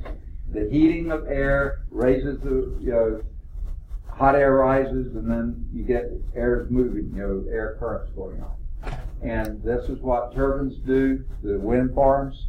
Like I said, out in Wyoming, we saw acres and acres of these things. And they had to be pumping the electricity somewhere because not enough people lived around there to use that much. We built a small 2-bedroom bungalow on the farm where I grew up in Georgia, the part that I inherited from my parents after both of them died. And boy, we didn't realize when we built the house on that hill, it's windy all the time there. I lived there my whole life, I never knew that hill was that windy. We thought, why don't we have a windmill here? We could generate electricity, or at least we could pump water, and we wouldn't have to use electricity to pump water. I mean, it seems like it would make sense. But one of the downsides, winds are often inconsistent. But if you've ever been in San Francisco, the winds always are blowing there. So a lot of the West Coast, you have the prevailing westerly blowing in off the Pacific, and that's where you see a lot of wind farms all along the West Coast there. Okay? So they're fairly consistent. Chicago, what is its nickname? Windy City. Windy City. Why don't, and they may have wind farms all around Chicago. There's a bunch up there. What's that? There's a bunch up in. Oh, you have some? Because every time I go to Wisconsin, we go to. Yeah, okay. Where do you go in Wisconsin? Oh, I go to Madison, Wisconsin. Sort of Where? like that. Madison, okay. My wife's brother-in-law he grew up, our family came from Wisconsin. They go to Door County about every summer. Fantastic area. We went with them once. Biomass, okay? This is plant material, but not millennia old plant material, current plant material. Well, now that's where we started, burning wood, right? But that's just not all. You can use other plant material. Actually, some of the grasses grow faster and burn more neatly and cleanly than wood does. You can either burn it directly or convert it into other fuels. Okay? There are processes you can make something like natural gas or other materials out of the biomass. When I was at University of Georgia, they ran buses. They had a north-south campus and a south campus, and they were sort of spread out, dormitories all over the place. So they ran buses for free. You know, of course, you paid for it through your fees and stuff.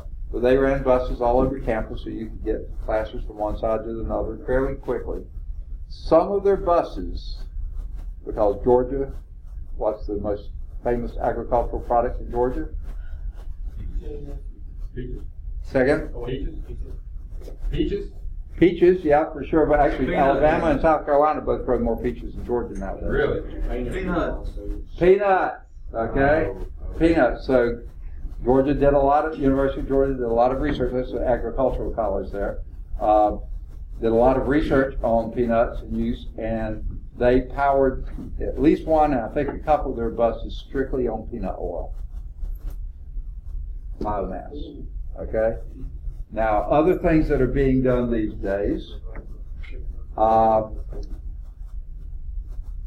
do they do with used motor oil? I know they collect it. Do people repurpose that? Do they make it into motor oil, or do they use it for burning? Used motor oil. Used motor oil? They got recycled and we use it again, but not very efficient. Yeah, but what's the end product of that recycling? They make oil again. Okay, for lubrication oil, or, okay, they do recycle it that way. Oh yeah, I should have been. Where else is a lot of oil used? Think Mickey D. Oh. McDonald's. Okay, not just McDonald's, but food. Yeah, not just fast food. Any food. People are frying all the time. I mean, our culture, I mean, South, yeah, we fry everything, don't we? We fry ice cream and pickles, don't we? Okay. Yes. Never mind. Okay. So, there's lots of used food oils that after a while you can't use it anymore, right? Especially if you fried fish in it, you know. Well, rather than dumping that down a drain or into a landfill or somewhere like that, they're beginning to collect and gather that. Why not burn that? I mean, you've already extracted it. That's just another use, sort of repurposing, you know, and using that. So, converted to other fuels. Now, this one's a little bizarre here, but agriculture and industrial heating, direct use of sunlight to dry grain, cure paint, do that kind of stuff. That's how we used to always do everything. But we got real fancy and started using kilns and other things to do it. Finally, we're getting back and saying, you know, the old folks were pretty smart. They were doing that. My mother got into drying apples. Not by heating them in the oven. You could do that. Why not put them in pans out there in the sunlight? You know, it was hot in the summertime when apples were coming off. Yeah, she dried tomatoes, they always did that in the past, but we got fancy and got away from it. Why don't we do it now? Now, ocean thermal energy conversion. Using difference in temperature, like I said, between surface and ocean depth. Like I said, the Gulf of Mexico is a warm bathtub on the surface, right? Yes. Down low, it's almost freezing. You know, it actually could be below zero, but it's under such high pressure it doesn't change the ice. It is very cold down there. using those temperature differences, can we use the thermal properties of that to create electricity? They mentioned that, and why in the world didn't they mention the tides? The tides come in, the tides go out. Couldn't you have turbines that are moving with the tides? Yes. I don't see why not. Okay? That may not produce a lot, but you could produce some. They're always happening. I mean, always moving. I mean, there's certain times of the day they don't move much, but they come in, they go out. 24/7. Okay. Geothermal energy. We mentioned several things here. Hot, dry rock. If you have access to it, pump water down to it, let that heat it, bring it up, the steam, manufacture electricity there. Usually that's around volcanic activity. I'm kind of glad we don't live in a volcanic area, but Seattle, Washington, Mount Rainier is a volcanic island. Mount St. Helens in Oregon, Mount Rainier, Mount Shasta, Mount Hood. A lot of those are old extinct volcanoes, so you figure you wouldn't have to go down very far to hit hot, dry rock. Pump water down there, let it come up. Of course, what's the first and grandest of our national parks? Yosemite. Actually, before Yosemite. Yellowstone, exactly. Yellowstone, we went there when we were out west this summer. We've been there a couple times before. Volcano. Actually, Lake Yellowstone, huge lake, is just part of the crater of an extinct volcano. And all that, we hope, it's still, we don't know. Super volcano. Yeah, but guess what? All those geysers, Old Faithful, and there's whole geyser fields there that are just all the time. Not every one all the time, but just it's always steam coming up from somewhere. That's all volcanic stuff. Now, actually, I've been hearing some things that they think the activity is actually getting a little more current, okay? And they could blow again. And if it did, there goes a whole bunch of Wyoming and Montana. Yeah. My grandparents went to Italy and they also went to Pompeii and they're over there, and they're actually afraid that Pompeii is getting ready to explode again. Oh, really? Vesuvius? Okay. Yeah, Pompeii was the town of Vesuvius. Yeah. It can happen anytime, and we don't know. I mean, the plates are always moving, aren't they, actually? Okay, right. She was in my one word. Okay. Associated with now, the hot, dry rock, of the geothermal energy, these percentages make almost no sense. Of the geothermal energy, 85% would be from hot, dry rock. Geopressurized resources would be underground reservoirs of hot water containing natural gas. This would be 14%. So that adds up to everything but 1%. What's the 1%? Dry steam. Very rare, only 3 sites in the U.S. Do you use steam for energy? Oh, absolutely. That's what we use for every turbine, coal-fired, nuclear, everything. We use steam for that. And when they say dry steam, that means it's superheated steam, exactly what we need in our turbines. Okay? Now, hot water makes up most of the recoverable geothermal resource, and this would be water you did pump down there. Like I said, in Iceland, they heat every home, every business, everything with hot water that they pump off the rocks. Okay? Why not? Okay? Can be circulated directly into homes, businesses, farms, and so on. Iceland does it almost totally. Okay? So why wouldn't we? Well, we just don't have the resources for it, but those places that do ought to be doing it. Okay. All right. Let's go to hydrogen. This is the one we talked about a little bit. Energy storage and transport system. These bullets are rather strange. Okay. Okay. Hydrogen is a good energy source. Okay, burns clean, very clean. The problem is how you store it and how you transport it. Okay, because it leaks like a sieve, because it's so tiny. The molecules just go through anything. The atoms do. Okay. A problem with it, you have to generate it to use it, because hydrogen doesn't exist as hydrogen gas much, because it combines with something almost immediately. Okay, so you have to generate it, but when you generate it, then you're using just as much energy to generate it as you don't get when you burn it. Okay, so they say what's one source? Water, H2O. But if you have to electrolyze water to get it, the only thing I can think of, and I'm not very creative this way, but it seems like it should work, is to mark Chris here. Okay, yeah, there he is. Okay. Now, the only way I can think of, and there probably are plenty of other ways, but you could hydrolyze water with using things like a windmill or something like that. You're generating electricity, why not just hydrolyze water, use that electricity not to pump into people's homes, but do that. You're not putting out any energy, you're just using energy that's always there. So, and that's the electrolysis of water, so if you could use a renewable resource that you're not having to burn something to get to it or use any other, then yeah, that would sort of make sense. Seems like to me,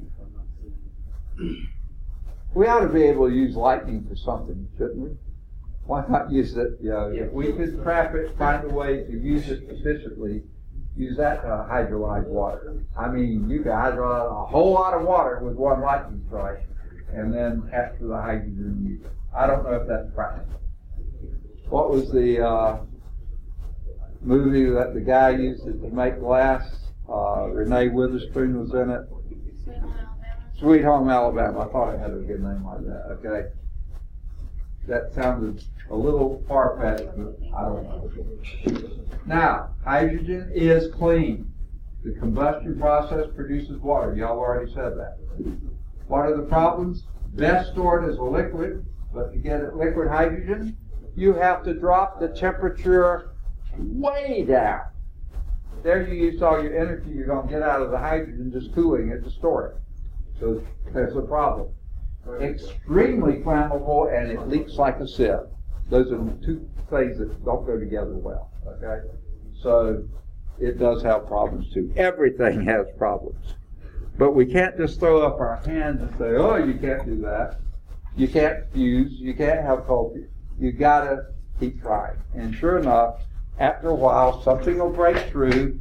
Something you didn't think was going to be feasible might become feasible. You might get your technology better so you can do things. Like solar cells used to be too expensive. They'll never be practical. Well, they've gotten them cheaper now, you know. Okay. That's the last slide in the chapter. I think that's a good stopping point. What's that? He's good last Thursday. Okay. A little louder. They want to do the lab on Thursday. I think we're already. No, we're going to do the lab Thursday. We're not going to do it tonight. We don't have time for it. Kill me if you go on in. Okay. You're about to kill me. Okay. Don't push it there. But All right. Again, let me say this. Nothing replaces reading the chapter. A couple people gave testimony for that. Okay, please read the... What's that? Let's go do the lab now and the test. That way we have a 30 minutes to shut it off. We get a whole Thursday, no school. Slap him and wake him up. I think he's dreaming. Okay, never mind. Okay. All right. That was a joke. Okay. There is a summary at the end of the chapter after you've read the chapter. This is a little shorter summary than most. Okay. But well worth the read. It hits the high points. They have a summary of equations here. Hey, he's talking. He's talking. Okay. All right. The summary of equations, I would definitely have those as well as other stuff on my formula and equation sheet. The key terms here, a shorter list than in most chapters, but it gives them alphabetically, but it gives the page numbers. Applying the concepts. fewer questions than most, only 36. Most of them have 40 to 50. But still, they're the best, I think, study tool to use for the test. Questions for thought, only 12. That's a bit short side. Further analysis, 9. That's about the most I've seen in any chapter. So those would be worth a look. And then the group A, parallel exercises, there's 20 of those. Well, were you looking in the back? Yeah, end of the chapter. Okay. Yeah. Thank you. And the group A, they have answers in the back. Okay? So I would definitely do those. Okay. Bye, thank you. All right. I was under the impression we met for another 45 minutes, but I guess not, huh? I'll stay. Okay. All right. That was pretty long and boring, wasn't it? Okay. It's just long. There's some interesting things. It's just a long day. It really is. I bet. For y'all, because y'all are We pretty go busy from 8 here. o'clock in the morning to Till 8, about 8 7:45 at night. Yeah. Yeah. With not too much of breaks in there, are there? No. Yeah. Like, 'cause I think our class ends at 3, Yeah. and yours starts at 3:15, so this is our longest day. Yeah. Well, the thing is, actually, it was designed for y'all to take it in the spring, where y'all get through at 1 rather than 3. That'd be awesome. Yeah. Huh? That'd be a lot better. Yeah, but the GM program, I guess Toyota both decided to do it in the fall. And I don't know why, because this makes it so late at night and such a long day. Yeah. But the Ford folks do it that way, and it works out. It's easier on me, but it's also easier on the The students. attention span is probably longer in the Yeah. day, on the day than the nighttime too. Right. I'll see you guys. All right, take care. Have a good evening. That story about the nuclear disaster that happened in, what was it? Chernobyl? Yeah. Yeah. I looked it up on YouTube. That's what I was watching. I was like,